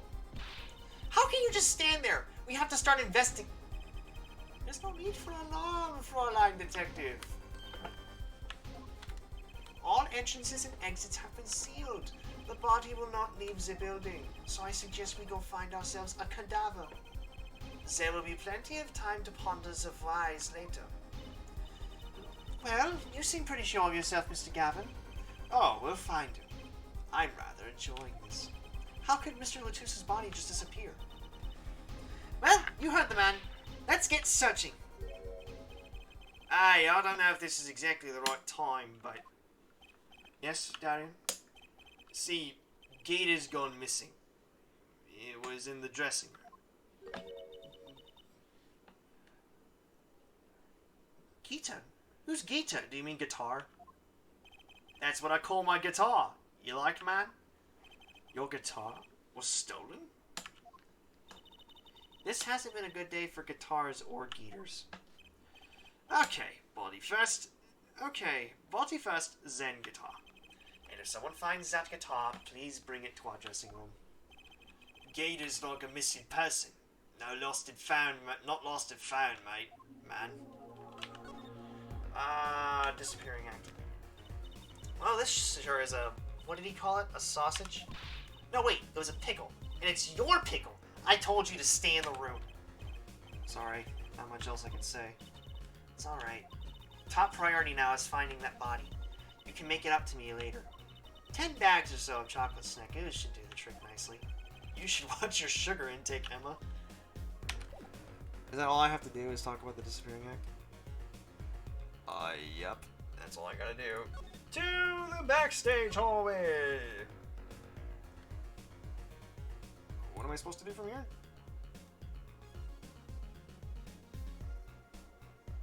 What? Oh, move to the stage. Move to the stage. What? The stage has been raised. Does something seem different to you, Apollo? Something is definitely different here. Let's check it out. The stage has been raised. That stage there must have been lowered before. That's the tower that La Muir and Prosecutor Gavin were singing on. Someone must have raised it. I don't see a way to control it from here. Apollo, what about that ladder against the wall? We could use that to take a look up top. Maybe we should get Emma. What are you talking about? We have to see this sort of thing for ourselves. I'm not so good with heights. Stop whining and start climbing. It didn't look that high from below, really. When we got to the top, I felt every one of those 20 feet down. Of course, I wasn't thinking about the height anymore. Not after what we found up there. We found 2 things we were looking for, and 1 thing we never expected to find. Oh my god, Maki is dead! The body, guitar in hand, and the pianist, Maki Tobai. Maki is dead, isn't he?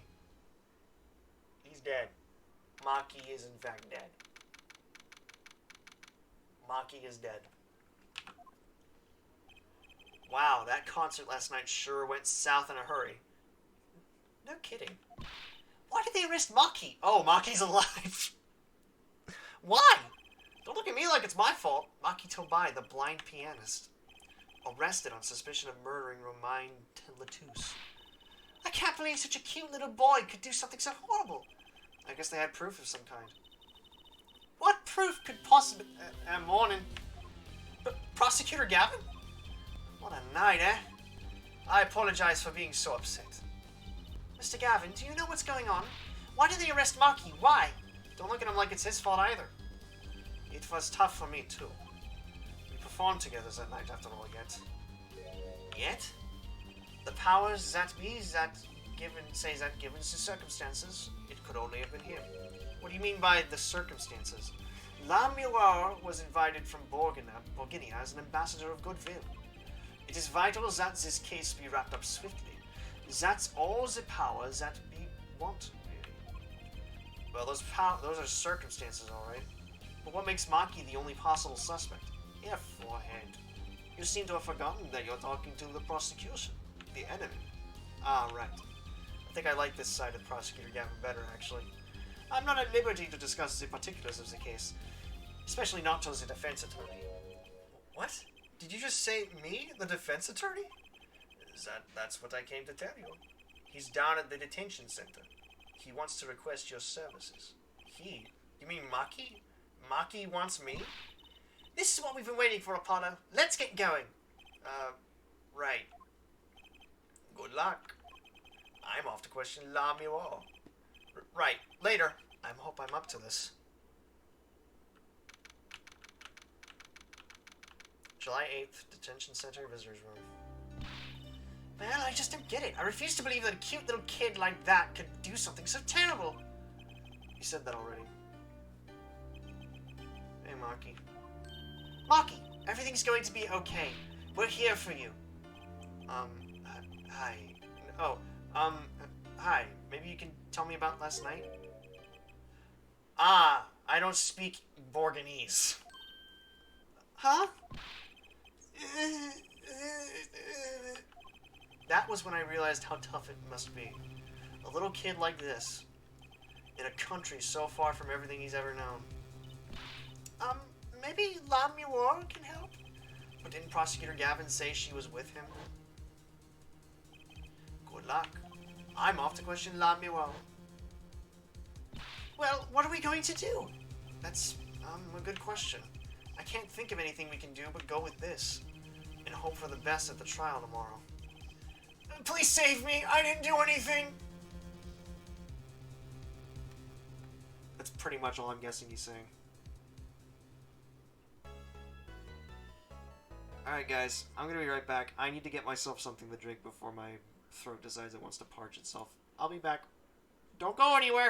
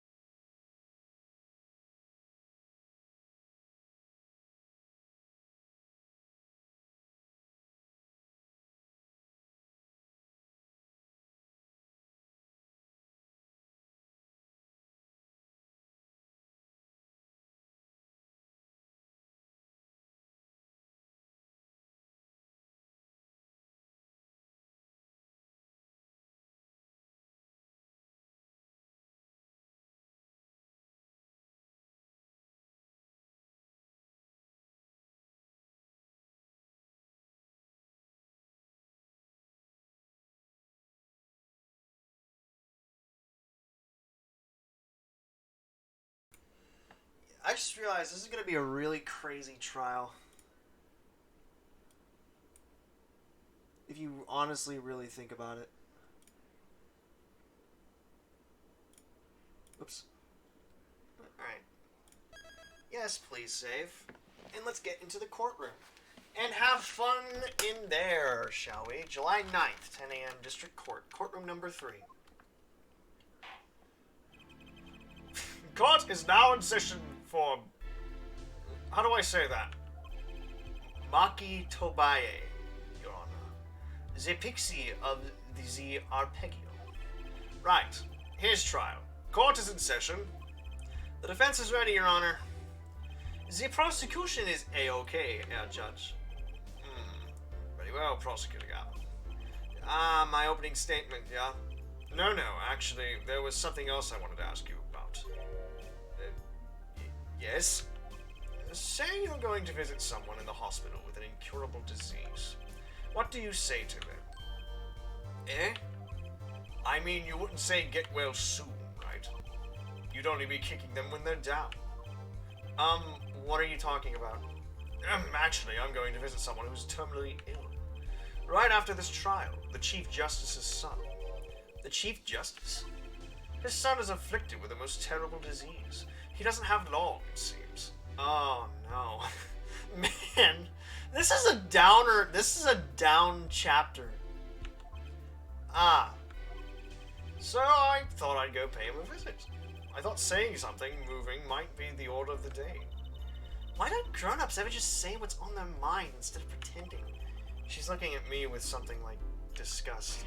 Hey, what are you looking at me like that for? In any case, I'm a bit busy today, so let's wrap this up quickly. Prosecutor Gavin, your opening statement, briefly.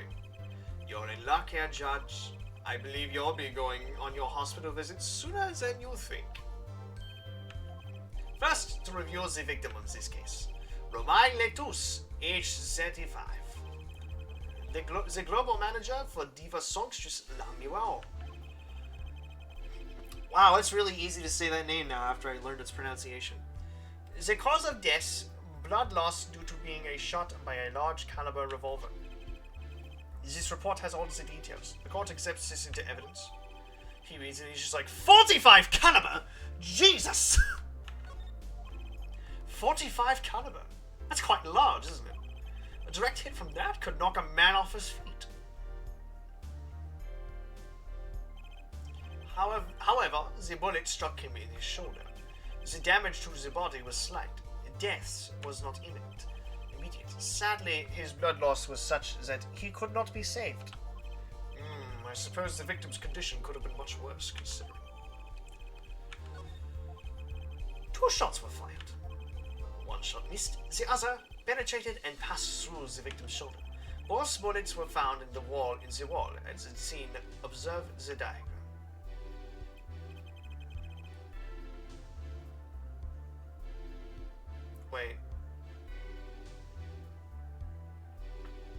Wait, but that doesn't...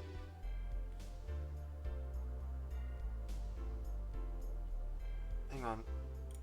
Guys, hold on. Hold on, guys.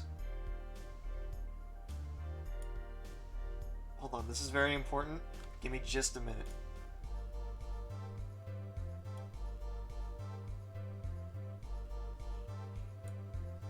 Okay. Alright. Now then. Why is this important, you ask? Very simple. I will show you in a minute. So...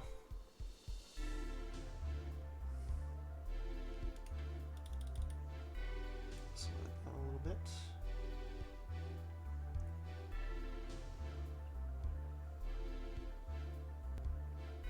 Well, not exactly straight, but...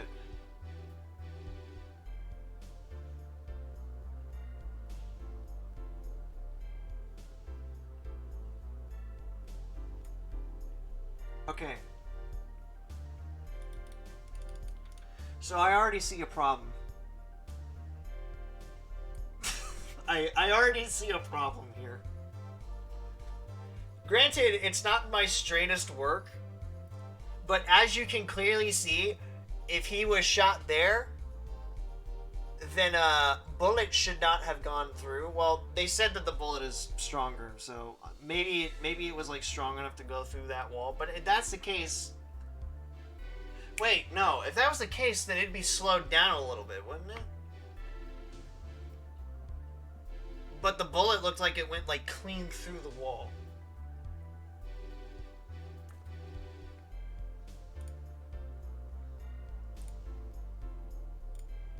This is where the bullets hit.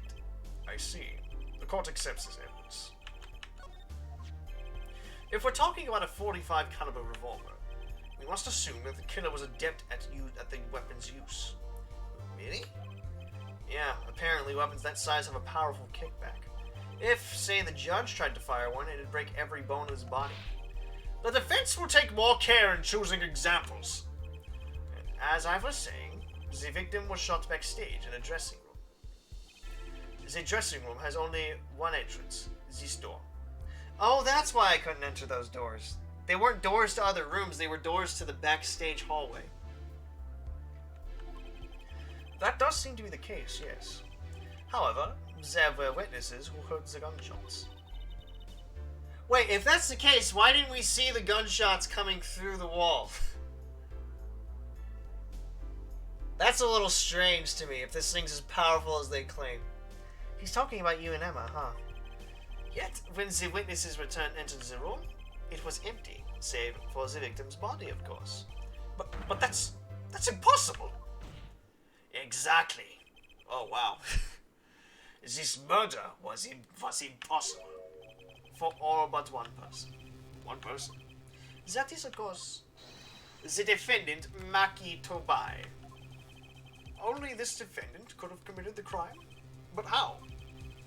It's quite simple. The circumstances of the crime make it simple. But the kid's like small! If the gun's as powerful as you say, that thing's gonna like knock him back! Regardless of how adept he is at it. Very well, I assume you have testimony to back up this claim. Let the witness please take the stand. Hi, Emma. Your name and profession, please. Emma Skye. I'm a detective for the police department. I was on security detail at the concert forum that night.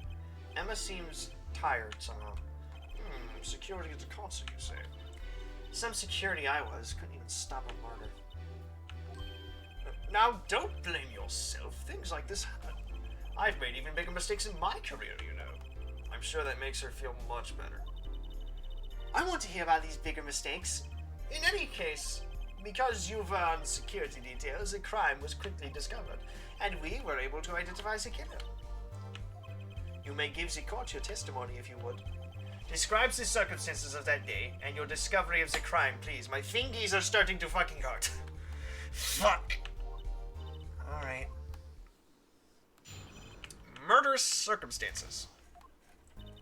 The night of the murder, I was on security backstage at Prosecutor Gavin's request. Only people involved with the concert in some way were allowed backstage. At the beginning of the third set, I heard shots. I went into the room filled with blaring rock music and found the body. I examined the scene and determined that only the defendant could have done it. What are you talking about? You told me all the information that I needed about the gun. You're being an idiot.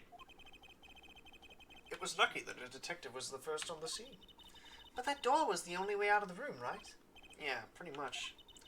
Then I don't get it. How can they say that Maki did it? Looks like we need a bit more information. Very well, the defense may begin the cross-examination.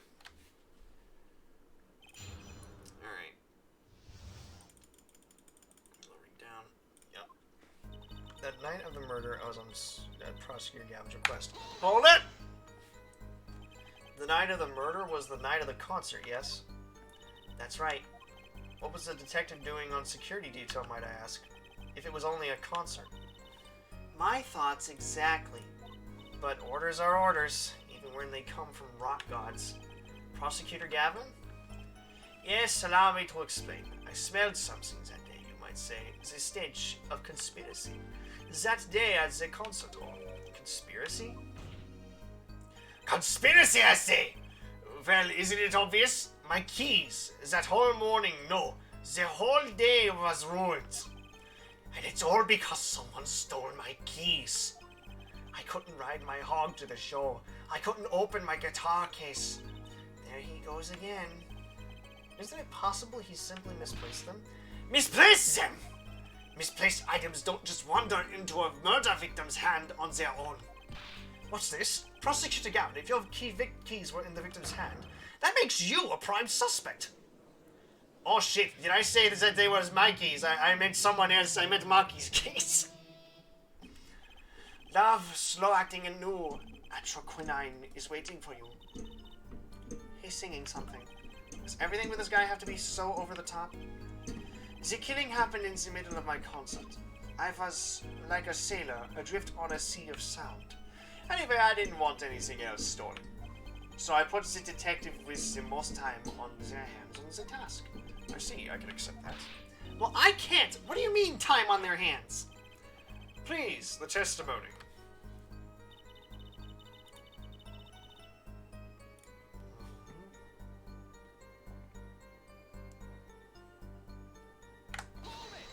Okay, I do have to press. I literally have to. We were let in, though. I didn't know about that. I certainly didn't invite you. I gave the Fräulein special permission to be there. I wanted to see her again. That's creepy. Don't say that ever again. She's 15. Oh boy, did you hear that? We're officially involved now.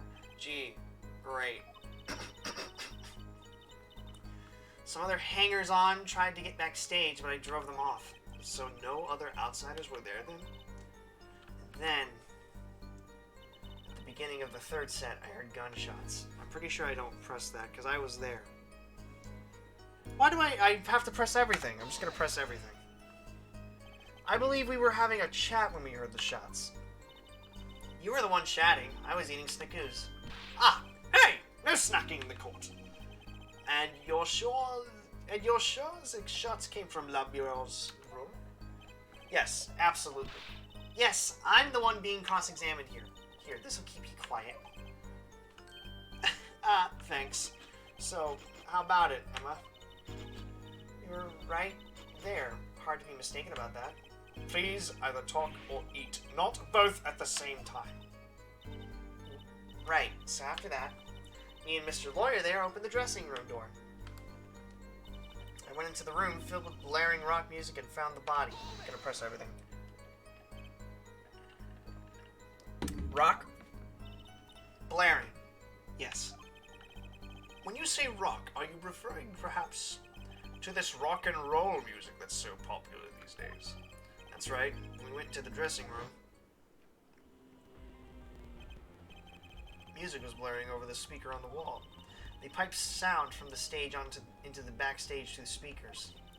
That way people in the back can hear what when they're supposed to be on stage. Did it have to be so loud? You don't listen to governors with your ears. You feel it with your entire body and soul. I always have the backstage monitors at full volume. When we walked into the room, the band was playing Guilty Love, I believe, making it easy to determine the time of the crime. If you could hear that music playing, then everyone on stage for that song has an alibi, including myself. Anyway, I closed off the scene and started my investigation. I think I'm starting to already see the picture here. I examined the scene and determined that only the defendant could have done it. How could you know something like that? As I said, it was clear from the circumstances. Listen, we know there was only one exit from that room, that door. The small window only opened a tiny crack, and I was standing in front of that door. So how could the killer have fled the scene? There's only one possibility. The air vent. Ah. But the air vent was too small. Who could possibly... Exactly. There's certainly no way you can get through, nor me. The only one who could fit through was a child. A child. Remember, access to those rooms was limited. Only those involved with the concert were allowed. And of all the people involved with the concert, only one is small enough to be considered a child. The defendant? The pixie of the arpeggio flitted up toward the sky and disappeared from the scene of the crime. But that's just conjecture. Oh? There was no other way out of that room. You were there. You should know, Air Forehead. Aw, man, I've been demoted. And there's another vital piece of evidence. Evidence? What? Marks were found on the air vent grill. Traces that it had recently been opened. Wait, what? And something else was found quite clearly. The defendant, Maki Tobai's fingerprints. What?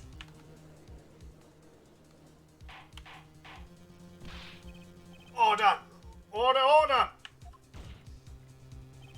That air vent was the only way out of the room. The defendant's fingerprints were found on the grill. Well, Air Forehead, what fairy tale does this suggest to you? What? Only one could pass through that vent, that doorway to heaven.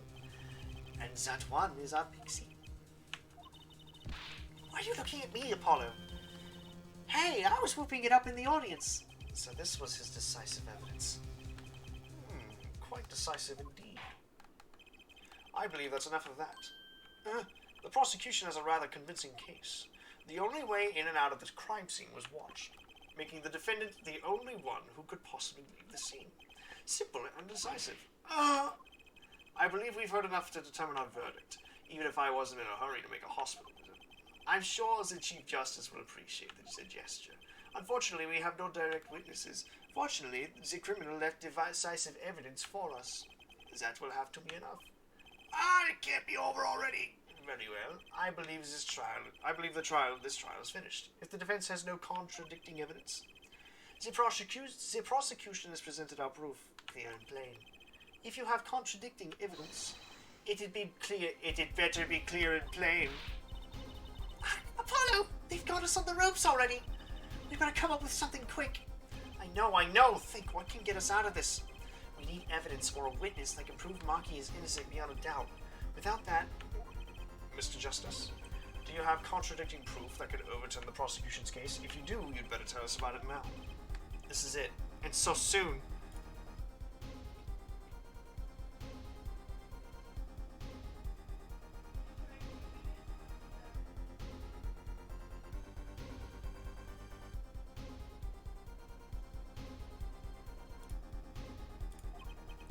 If I mess this one up, it's all over. The court wants to contradicting proof. Alright, call a witness! Prosecutor Gavin, you claim that there were no witnesses to this crime. Are you absolutely sure? Absolutely. I'd swear it on my career as a prosecutor. Are you sure you want to do that? And on my million-seller hit song, Quinin' My Love. There he goes again. That's too bad, because there was a witness. Oh, really now? But how did you come to possess knowledge the prosecution clearly does not? Because I am the only one in the world who knows this. What's going on? I just talked to him and now... He's alive! Mr. Latouche, can you hear me? Cold, so cold. Witness. You're cold? Don't worry, you're going to be fine. Help is on the way. Can't see. Hang in there, Mr. Latouche. Tell me who was the witness. The witness is Siren. What? The victim said this before he died? Perhaps he did, and perhaps he did not. What do you mean by that? All we know is what Air Forehead says he said. It's no testimony, especially since it comes from the defense attorney himself. But it's the truth. He said it. I even told you about it. But apparently you ignored me completely. It's my policy to fully investigate everything I deem relevant. Clearly this rookie lawyer thinks he can tell me how to do my job. That's enough. Mr. Justice, we need clear contradictory proof from you. This witness of yours, unknown to the prosecution. I hope you're right. Failure carries a stiff penalty. Perhaps a stiffer penalty than usual is called for. There's no backing out now. Let's hear the name of your witness, Mr. Justice. La Mirror? Recall Mr. Latouche's last words. The witness is Siren. The Siren. Aha! He meant the Siren. That's right. The Siren of the ballad. La Mirror. La Mirror was only on stage for the second set. And she had access to the backstage area. She could have been a witness. I see. Well, Prosecutor Gavin, my claim still stands. There was no witness to this crime.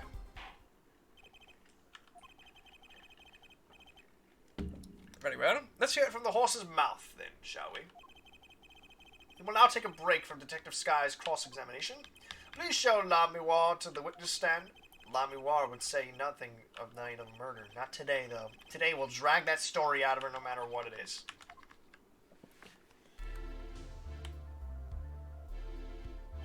It is my distinct honor to welcome the siren of the ballet to our courtroom. You are too kind. Ah, you can speak English? Yes, I can. Though I am not very good. There is much I do not know. You speak so well. Have you spent time here before? Actually, I do not know how I came by my knowledge of your language. Nor where I studied it. Oh, she's keeping up the act. What does she mean she doesn't know? I too sought to call her as a witness, but I did not. I had a reason, of course. What's that? La Miroir suffers from amnesia. Amnesia? La Miroir is not my true name. Yet I remember nothing of the time before I was given it. Nothing of the time before I started singing on stage. Whoa, she's even more mysterious than I thought. As a lauded singer La Miroir, she lives a good life. There are little difficulties for her thanks to her success. Yet, I did not wish to subject her to unnecessary stress. I see. I care surprisingly little about people's pasts. You have nothing to fear in this court, La Miroir. Thank you. Yet there is something I do not understand. I am being called as a witness? What might I say? What might I say? No one will tell me anything of what happened. La Miroir, let me be frank. I did not want you to ask you up here to testify. Yet that young gentleman with the white forehead over there was adamant that you stand. Oh my. Congratulations, Apollo. You're the bad guy. Ugh. Well, now that you're here, please give us your testimony. If nothing else, the sound of your voice is welcome. Tell us what you saw the night of the crime. What I saw. Here we go. As for what I saw nothing. That night, I was invited to sing on stage, and this I did. I did not return backstage after the second set. Then I was led by the police to Mr. Gavin's dressing room and told to wait there. That was where I learned that something bad had happened, but I wasn't told the details. That's a lie, right off the bat.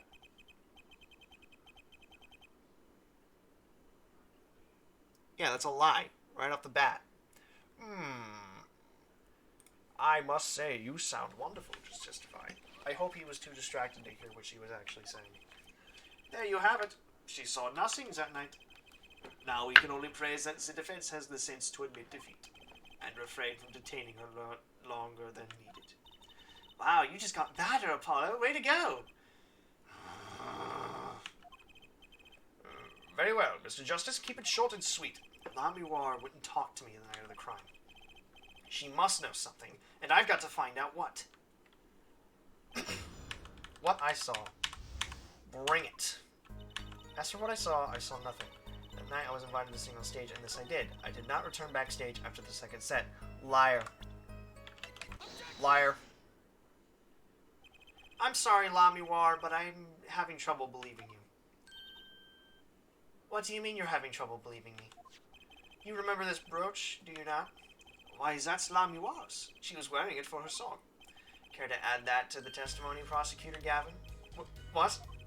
This brooch was found after the murder took place, at the very scene of the crime. What?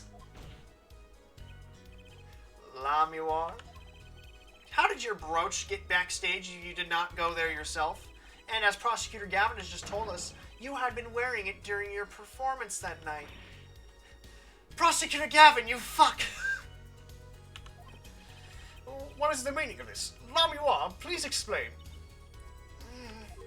La Miroir? She says English is quite difficult. That trick's not going to work here. I know not what you speak of, gentlemen in the spiky hair. Your forehead may be large, but you are a lawyer, truly. But you have missed one important fact.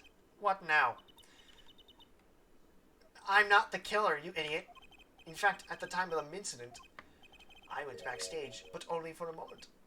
What? Think back to the moment of the crime. You know whereof I speak. Is she really saying all that? What's she talking about, Apollo? Right when the incident occurred. Is she talking about that?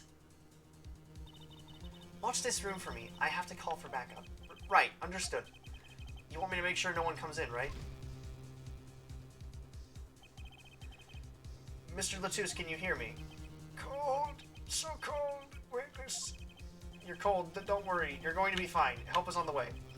Witness is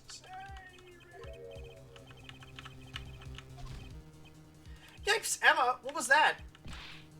Who's there? What's wrong? Emma, did you see anyone just now? Huh? No.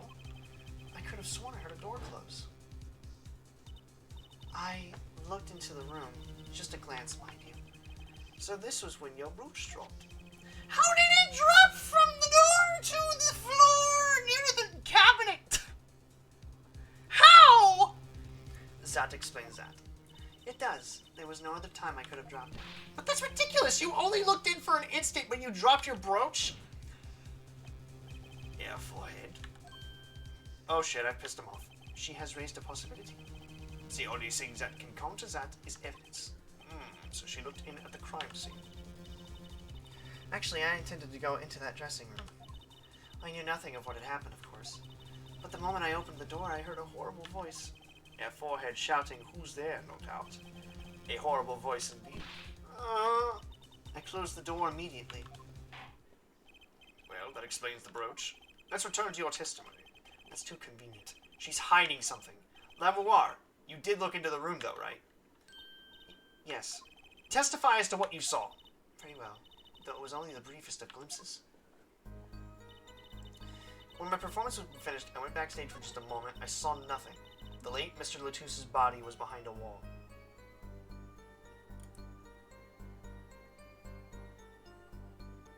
Oh. Nope, you saw something, didn't you? I saw nothing. Hold up. Hold up.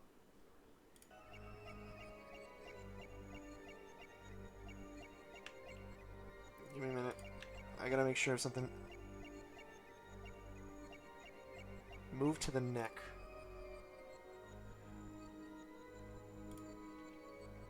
Hear it again. I saw nothing.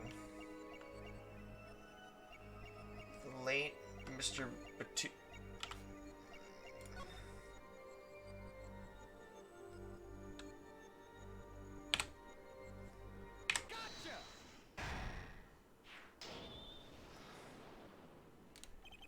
The late Mr. Latouche's body, you say?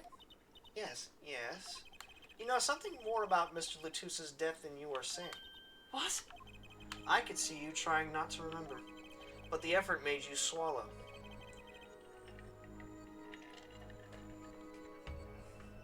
You can't fool my eyes. It is true. It was so terrible after all. Why did Mr. Latouche have to be shot? One moment, Lamoire. Yes? What was that you just said? Why did Mr. Latouche have to be shot? Yes? She was hiding something. I knew it! Lamoire, I'm afraid you haven't realized it, but... your words just now contradict your testimony. Huh? How could that be? Take this. Lamoire contradicted her own testimony, and I have the proof.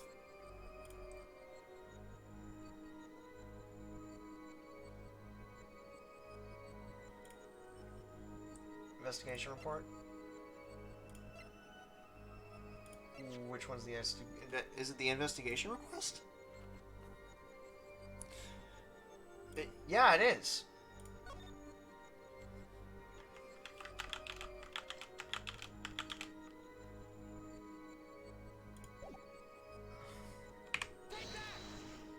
Tell me, Lamoire.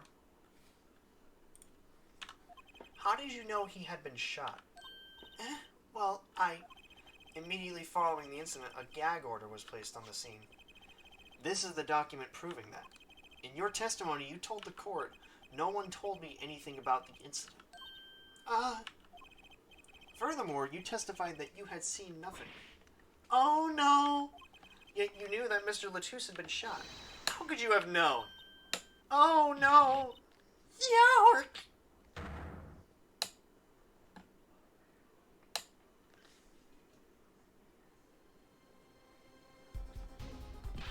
Lamuar! You aren't hiding something from this court, I hope. I don't speak English. The sweet song of hers was sounding a little too sweet. Now I remember. Please, allow me to add to my testimony. Of course. All we want to know is the truth. She looks kind of pale, huh? She saw something, I know it.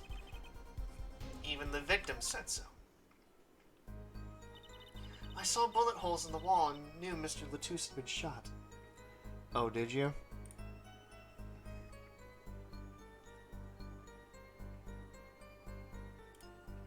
Did you?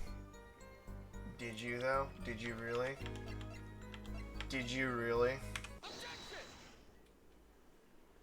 Lamuar, they call you the siren of the ballad, but lies are hardly becoming of such a creature. A put-down worthy of our prosecutor, Mr. Justice. Such put-downs are hardly becoming of you, Apollo. Stop polishing your forehead and start polishing your character, yeah? Come on, can't I be cool for once? Observe the diagram. Lamuar, you looked in from the door for just a moment, correct? Yes, that is so. There were bullet holes in the room, yes? But they were in the wall. The door is on. You see, assuming you merely glanced into the room, you couldn't have seen those bullet holes. Oh boy. Wow, she actually looks like a goddess from behind. Lamuar? Yes? I'm afraid the defense has raised a good point. It appears you have been holding back something. And I must tell you what it is that I saw. Yes. The happenings in this trial are being recorded, and I'm certain it will be on the news in Bulgaria. You understand your reputation is at stake. It falls to you to avoid tarnishing it. Personally speaking, I still believe that cross-examining her will yield us absolutely nothing. And why do you believe that? But she knew how Mr. Latouche died, and he named her as a witness. You must have seen something, Lamuar. Very well. Lamuar, please... Lamuar, please continue your testimony. Very well, I shall. What I saw, part 2. I was on my way from the stage to the backstage exit. There was something like a little window there. That's how I saw it. There were 2 shots. I couldn't do anything to stop it. But it wasn't Maki. It was a grown person. I know it was. So you did witness the crime, and the killer was a grown person, you say? Ah, this is my first time hearing this, I assure you. Nice play, Air Forehead. Very well, Mr. Justice. You may begin your cross-examination. Great going, Apollo. You were right about Lamuar. What's wrong? You don't look too happy. This whole thing smells fishy. That's what's wrong. Hmm?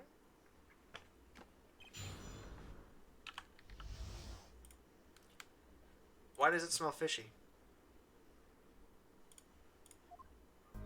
I was on my way from the stage to the backstage area, something like that, the little window. There were 2 shots, I couldn't do anything to stop it, but it wasn't Maki. It was a grown person. A grown person. That's a little vague. I am sorry. My skill with your language is lacking, I know. Certainly you could at least see whether the shooter was a male or a female. It was a man. A young man. And you're sure of that? Yes. His voice was quite clear. Voice? Looking at this diagram, it seems the dressing room was quite cluttered. It does seem likely that you wouldn't have had a clear view of the shooter. As a singer, I rely more on my ears than my eyes. When I hear a voice, I do not forget it. That voice was the voice of a man. So you heard a voice, but wait. Couldn't that have been the victim, Mr. Letus? Absolutely not. Did I not just say that I do not forget a voice? If it was Mr. Letus who spoke, I would have known. Indeed. So you were at the window and you heard the shooter's voice, the voice of a young man. Apollo, this is a good testimony. That proves it wasn't Maki. Indeed. If this turns out to be true, it would cast this case in a considerably different light. What is the defense's opinion of this testimony? It's pretty good. Well, I'd have to say it's pretty good. Vital, even. This shows that the shooter wasn't Maki. Ah! Oh shit, he's found a reason to still blame Maki. Surely you can't be serious, Air Forehead. Why not? Lamuar, I understand why you would want to protect Maki. Yet remember, you are the siren of the ballad. And lies do not become such a creature. What does the prosecution mean? Apollo, what's he talking about? How come no one bats an eye when he says stuff like that? I recall the state of the crime scene quite well. The state of the room? Yes, and when the murder took place. That window was closed. I find it hard to believe you could hear a voice through it. What? But I'm sure. Lamuar, I have nothing but the highest regard for your musical sense, but my opinion of you as a witness is somewhat lesser. Someone could have easily closed the window after shooting, because he would have been like, oh, damn, the window's open. Just gonna close that. Okay. But she's the only eyewitness we have. So you say. And the victim named her the siren as the witness. That's right. That's what Mr. Letus, we heard your claim. We even entertained the possibility, and it brought us to this. Judge? Yes. The prosecution requests that the witness be excused. Please. I'm afraid I must honor the prosecution's request. There is indeed a question of this witness's credibility. But if Lamuar can't testify, then we don't have a chance of proving Maki's innocence. The cross-examination is over, Prosecutor Gavin. You may continue making your case. Danke. Now, where were we? Ah, yes, I would like to hear from Fraulein Detective. Wait, let me hear Lamuar's testimony one last time, but the cross-examination is already over.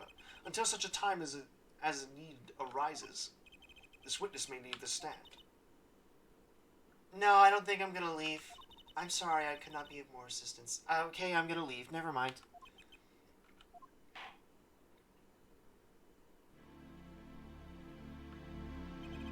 At last, back to the real trial. Ready, Air Forehead? I hope I didn't just miss my only chance. Fraulein Detective, how far had we gotten until we were so rudely interrupted? Don't ask me! I just like saying the same scene twice, and I never repeat a song for an encore. If you would, Miss Sky. I believe I was saying that the only way Mr. Letus's killer could have escaped was through that air vent on the ceiling. Ah, yes, there was only one door, and a witness you was standing in front of it. That air vent isn't very big, see? Kind of off limits the people who could possibly get. Kind of limits the people who could possibly get through. I certainly would have a difficult time. You sure would. Not that you would have been there in the first place, though. Remember, the whole backstage area was off limits to people not involved with the concert. The only one who meets the conditions for a killer is the defendant. A virtuoso performance. I couldn't have put it better myself. She does state a clear case. Though reading the report, something caught my eye. Oh, what's that? The circumstances of the defendant's arrest. The circumstances? Again? Hey, that's right, Apollo! Remember when we found Maki? That was bizarre. Oh yeah, right. She's right. Why did Mr. Letus's body disappear from the room? And end up on top of that stage tower? Holding a guitar, no less. A perceptive observation there, Judge. Thanks. It was kind of an accident, really. But you work in this job long enough. You get a nose for things. The judge, sir, seems to be pleased with himself. Really good for a light detective. Perhaps you can tie it all together for us. Why was the body moved, and how does that lead us to the killer? To the killer. To Shelley the killer. I'm expecting an appearance from him tonight. On this case, I mean.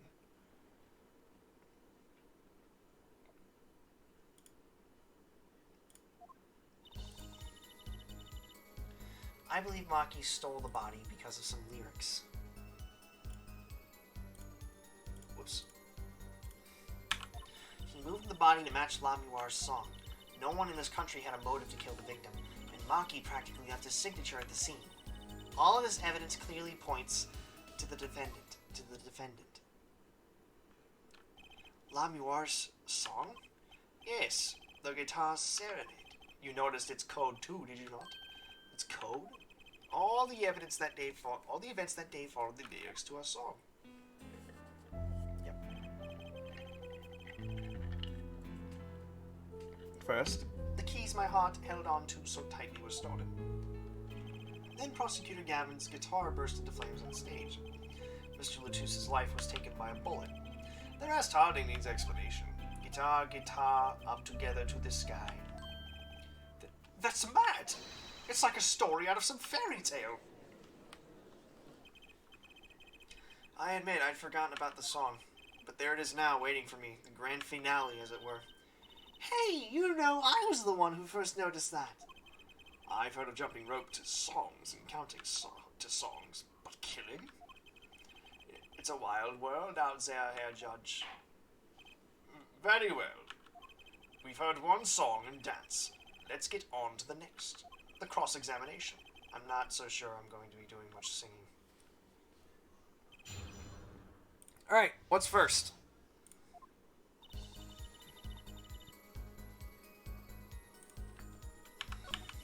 Move the body to match Lamuar's song. No one in this country had a motive to kill the victim, and Maki practically left his signature at the scene. Hold on, madam. What do you mean by his signature? The bullet holes in the wall, of course. The bullet holes? The revolver was fired twice. One shot missed and left a hole in the wall. And that means what exactly? The dressing room wasn't exactly spacious. Picture the shooter facing off with the victim in there. They can't have been more than 5 feet apart. It would be difficult or almost impossible to miss in that range. Difficult to miss, you say? Very. Assuming the shooter could properly aim. No, you can't be serious. Maki, he can't see. That's why he missed. It's the only explanation that makes sense. He used sound and other senses to fire the gun. Poorly. That reminds me, the monitor in the room was blaring at the time, yeah? Hardly ideal conditions for tracking by sound. A blind shooter. No wonder he missed. I knew those bullet holes would come back to haunt me. Think, Justice, what do I do now? Raise an objection. Sure, there were bullet holes left in the wall. But that doesn't prove the shooter couldn't see. Oh, how so? Well, there could have been a struggle with the victim. That's certainly possible. And it might have been the revolver's fault. The revolver? The revolver was a very large caliber, correct? If the shooter wasn't used to firing such a large weapon, why, it could dislocate their shoulder. Exactly.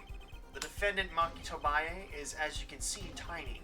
It's not so hard to picture him firing the gun and missing entirely. The kickback alone would have thrown off his aim. Oh shit, he's right.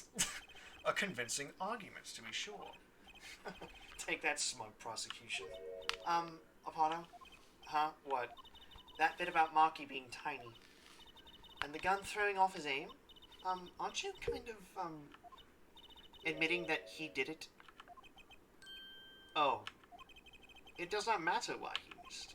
What matters is what the shooter was, without a doubt, the defendant. Even the defense seems to agree on that point. Cripes, I really put my foot in it this time. But let's get to the facts of the matter on the record. If you would, Fraulein Detective. Very well, the witness will add this to her testimony. Right. From the state of the crime scene, I conclude the shooter was blind. Do you?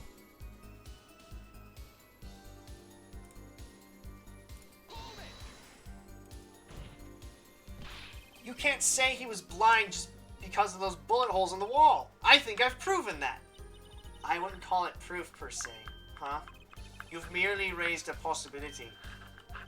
Fraulein Detective has made a most logical conjecture based upon the evidence. Of course, there is more evidence than just a bullet hole. The defendant was the only one who could have escaped through the air vent. But wait, if he was blind, How would he know about the air vent in the first place?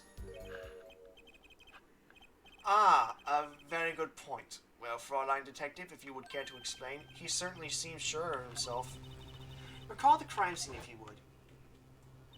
There was a stepladder below the air vent. As it happens, maintenance was scheduled for that day. Custodial staff went around checking all the air vents. I don't believe it. Everyone backstage was told about the maintenance, including Maki Tobaye. He would have known that there would be a way out at the top of the stepladder. But that's... Why is this the first time I'm hearing about this? You could have figured it out for yourself. You only needed to consider what that stepladder was doing there. Looks like the defense's objection has been squished by a stepladder. Well, Air Forehead. Out of ammunition, perhaps? I've never seen Prosecutor Gavin so aggressive. Maybe he's caught the scent of blood. Apollo, don't you have something? Anything? You know what we need? We need something to prove the killer could see. That'll put him in his place. Proving the shooter was sighted would do it. That would take down one of their central points. Do I have any evidence that can prove that, though? I've got just the thing. Fine. I accept the prosecution's challenge. As I knew you would, Air Forehead. What exactly am I up against here? The prosecution is saying the shooter missed because he or she couldn't see. Therefore, Maki, who's blind, did it. The defense will please present their evidence. Evidence that overturns the prosecution's claim that the shooter couldn't see.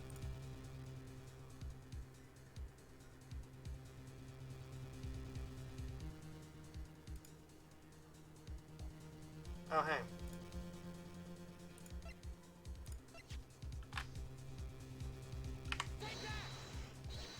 This is that evidence! The photograph of the crime scene. I don't care much for the smirk on the prosecutor Gavin's face, but this is no time to think twice. Time to press on. Yes, Your Honor, the crime scene. There is something in here that decisively contradicts the prosecution's point. Then perhaps you'd best show us this something. Get your fingers out of the breeze and put it to good use, yeah?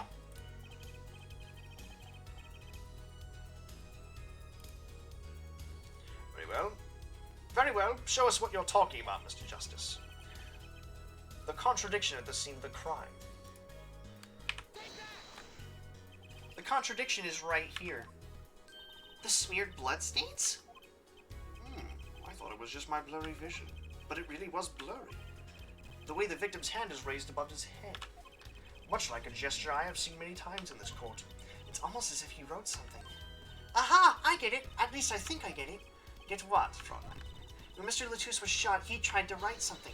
And what would he write but the shooter's name?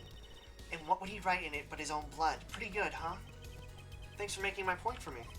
Yes, in fact, that's what I think happened here. That does seem to be a distinct possibility. The victim wrote the killer's name. It's certainly a logical conclusion. Drat! I just wish it wasn't all rubbed out like that. Of course it's rubbed out. Why, if I were a killer, I'd certainly wouldn't want to leave my own name behind. Neither would I.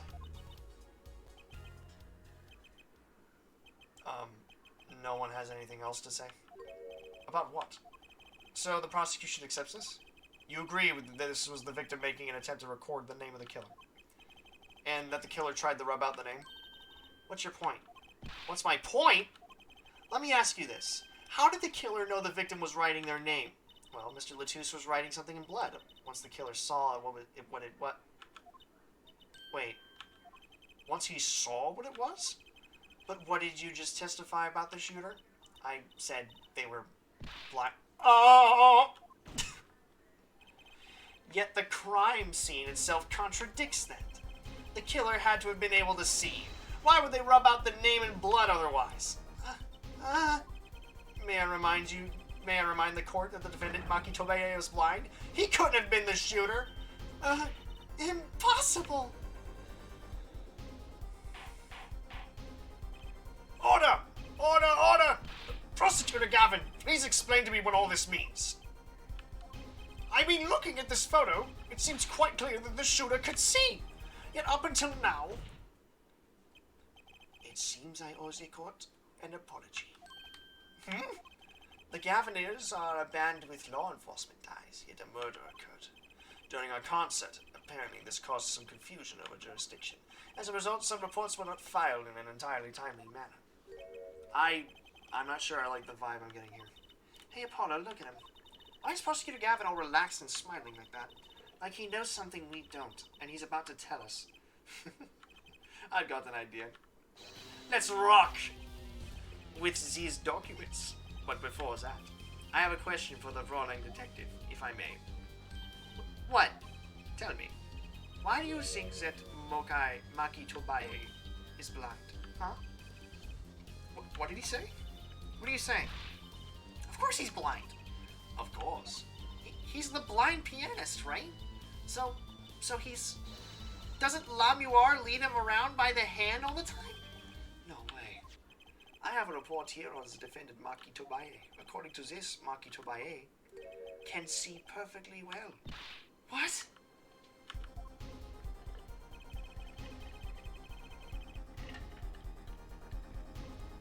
His blindness was merely a publicity ploy by those clever Borginians. He can see quite well. But you said... What did I say exactly? Ah! Your forehead, not once in this court of this trial have I claimed the defendant was blind. The only one who did was Fraulein Detective.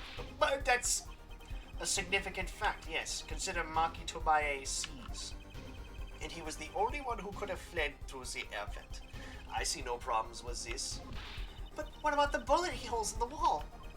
Yes, the bullet holes. I believe our forehead neatly explained those for us. He didn't miss because he couldn't see. It was the kickback from the 45 caliber revolver. A simple accident, in other words. Ah! How's that? I'm afraid your objection has just flown off for bit brighter skies. My god, this guy is doing everything he can to make this trial a living hell. This is where the real fun begins. Ah! Poor Apollo. His second case, and he's just like, God! I knew you didn't have what it took. You jerk! Just what was I in here for? Comic relief? Yeah, apologize. Oh, sorry. That's no way to apologize.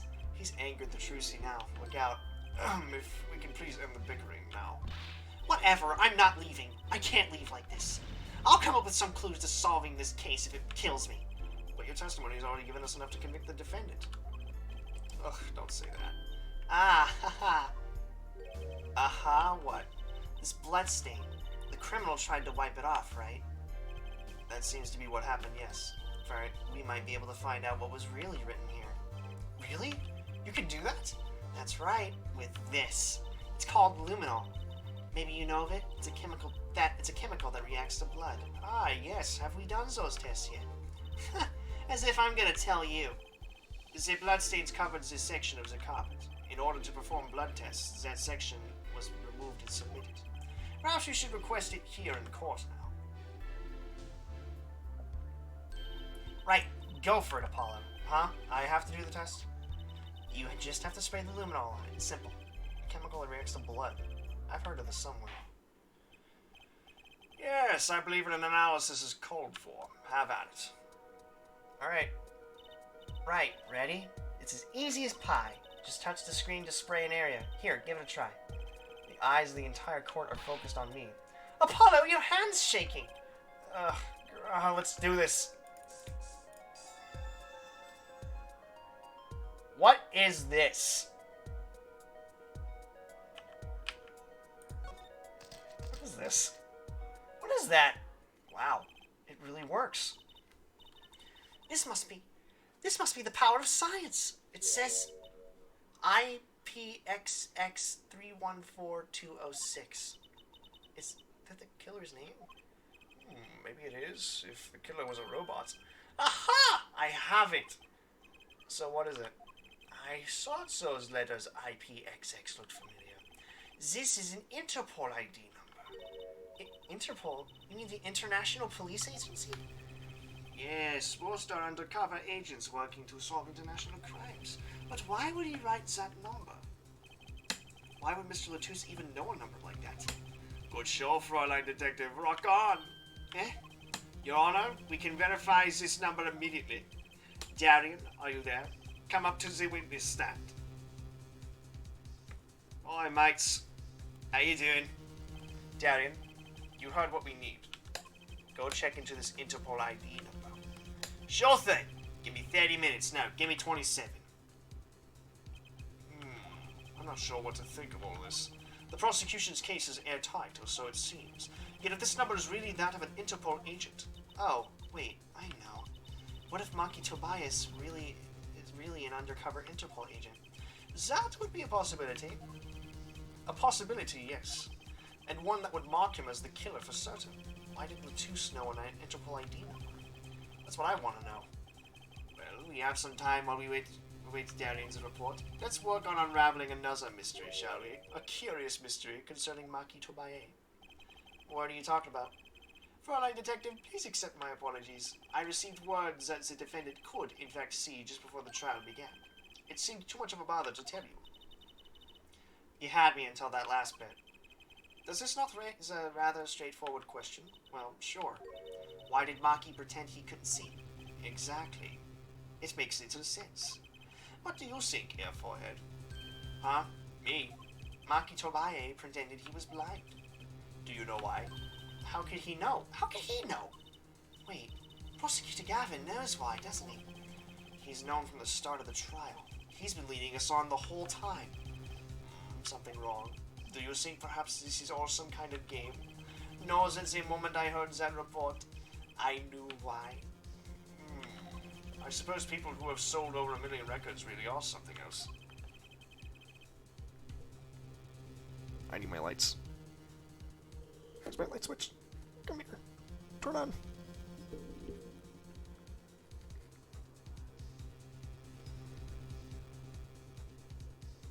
There we go. What does that have to do with anything?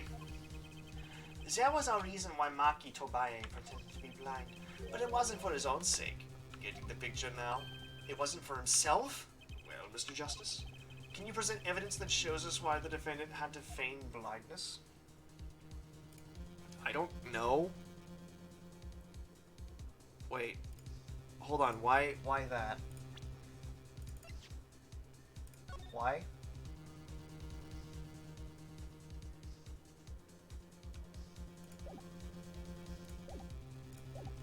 I mean, I guess I have evidence. Maki had no reason to pretend he couldn't see.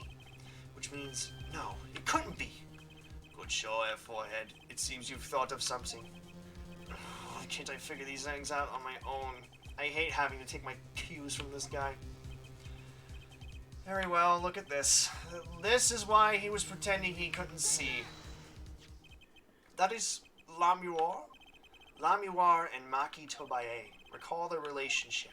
In particular, their unique arrangement over the years before visiting our country. Lamuar and her pianist. They would always walk together, she leading him by the hand.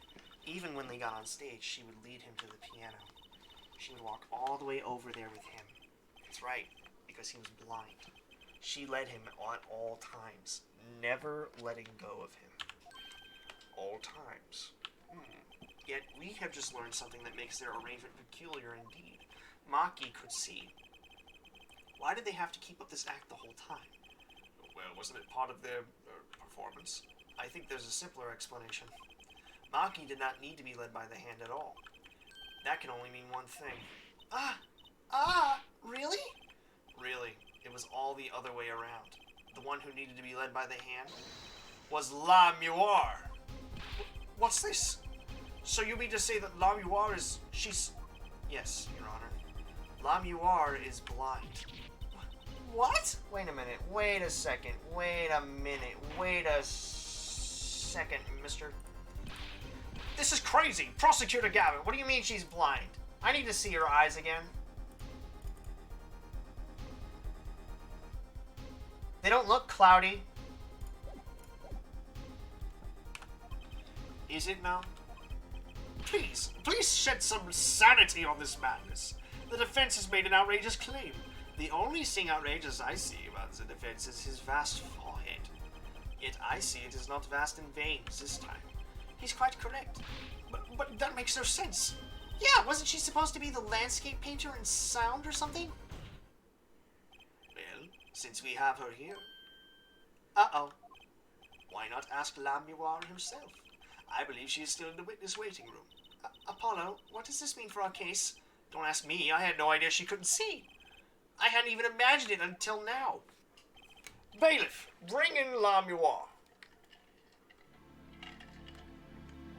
Well, she doesn't look blind. Lamuar, it pains me to deeply call you two before us again in this way. And yet I must. Please, do not be concerned on my behalf. Those eyes, she really can't see. Really? It is true. How funny it is that a tiny lie born in the Borginian countryside would one day grow to entangle the entire world. So you are? Yes, as I mentioned before. I have no memory of the time before I became Lamuar. Know too that my memories begin in the darkness. The word light has no meaning for Lamuar. I see. You may recall me saying something towards the beginning of this trial on your forehead. What's that? I believe I said it was unfortunate this crime had no direct witness. Ah. Now, Lamuar, I must ask you to stand once more. Will you testify to the court about your eyes? Of course. It was never my intent to deceive any of you. May I begin, Your Honor? Yes. Yes, of course. Though I admit, I'm a little lost here. I think we're all a bit lost here, Your Honor.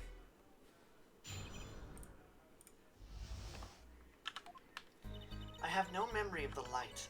I debuted in a world of darkness and sound. My producer came up with my PR line before he knew this. So silly as it may sound, I had to pretend I could see. Everyone on my staff knew of course, but no others. I'm about to turn off AOL's notifications. But this is a murder trial. I apologize. It was part of my contract, you see. I was to keep my blindness a secret no matter what. Music is everything for me. I never imagined something like this would... She told us the truth in the beginning. When she said she saw nothing. Very well. Does the defense have anything to add? I'd like to cross-examine. But what is there left to ask? There was one thing in her testimony that bothered me. Perhaps it is best we let you get it out of your system. Someday you'll come to understand the importance of thinking for yourself. Very well, the defense may proceed. However, be aware this court will not tolerate any questions deemed too stressful to the witness.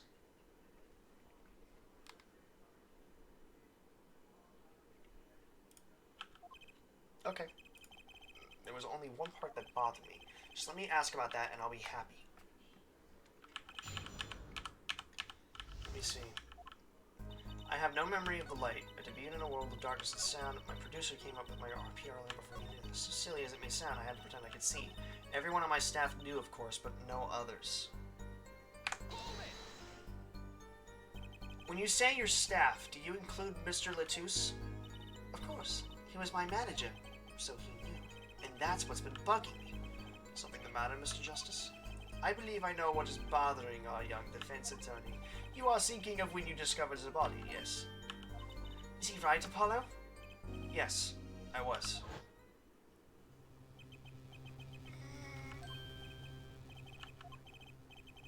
Can you hear me, Mr. Latouche? Cold! So cold. Witness. You're cold. Don't worry, you're going to be fine. Help is on the way. Can't see. Hang in there, Mr. Latouche. Tell me who was the witness. This is... Siren.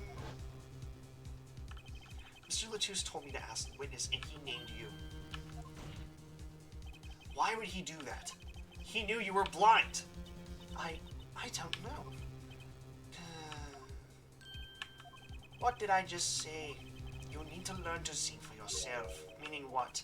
There is no mystery here if you recall everything he said. Think of his last words once more. The witness, Siren. We've heard them many times, along with a little play acting by our defense.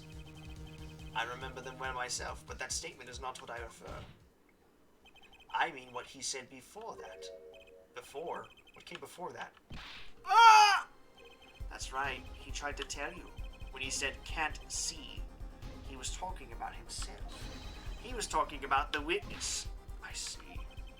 Too bad the defense did not. Well, therefore, head, try relaxing and looking at the facts first next time. Ah!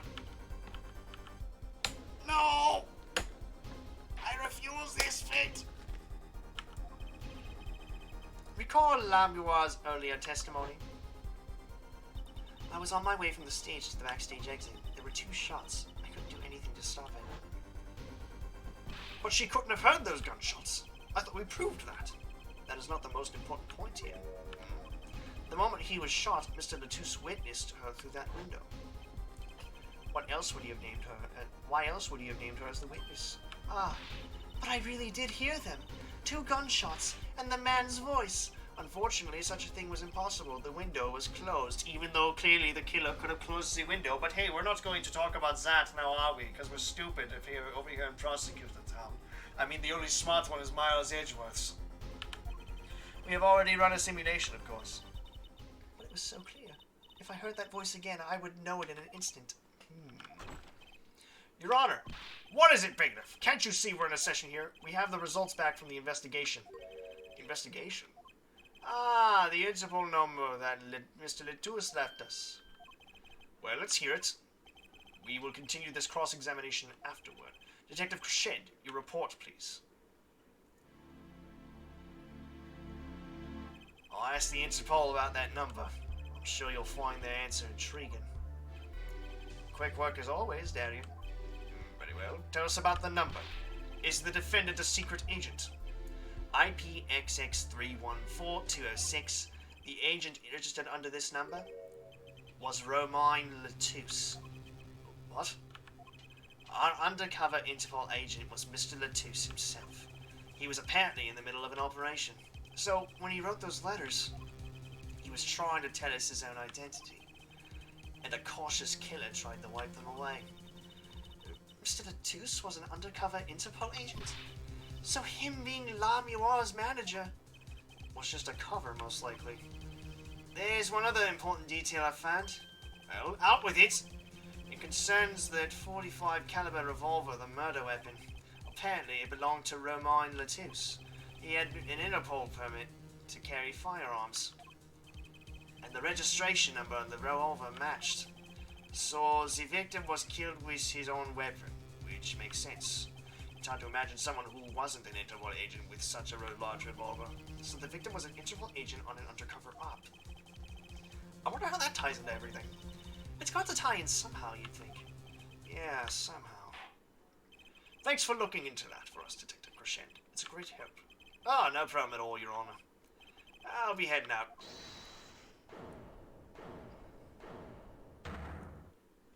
Wait! Lamuar, is something the matter? That voice just now. Darian? Mr. Darian, is it? It was him. I'm sure of it. It was him? You aren't saying...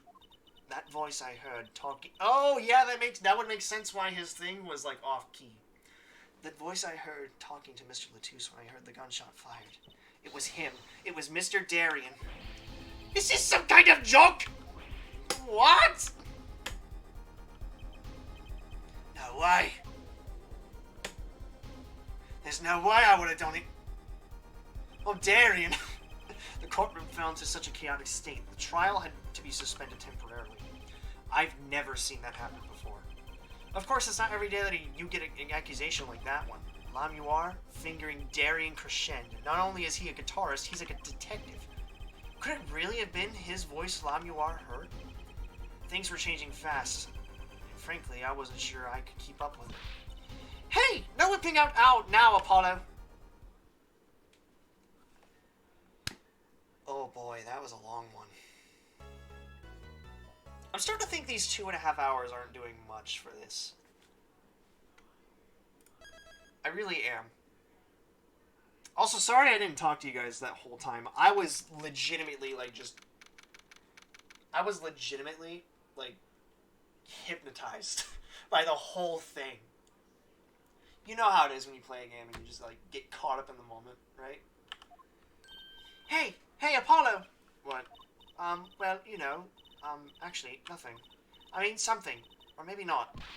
Out with it! The suspense is giving me an ulcer! Well, the trial today, I was thinking. If you gave it a score, what score would you give it? Score?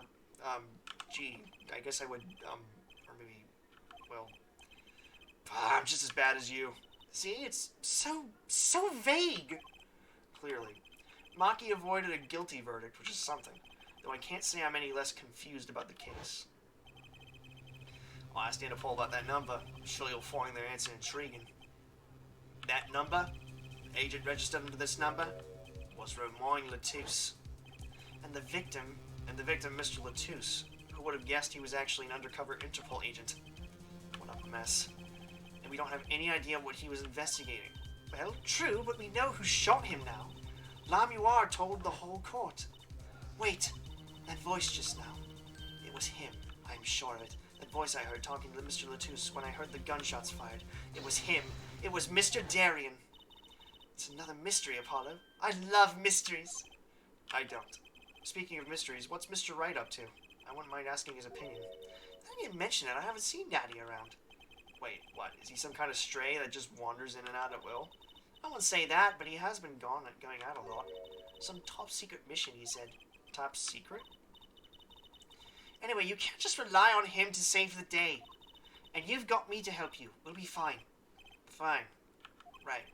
Well, time's a wasting, as they say. Let's investigate. That's the spirit. Alright.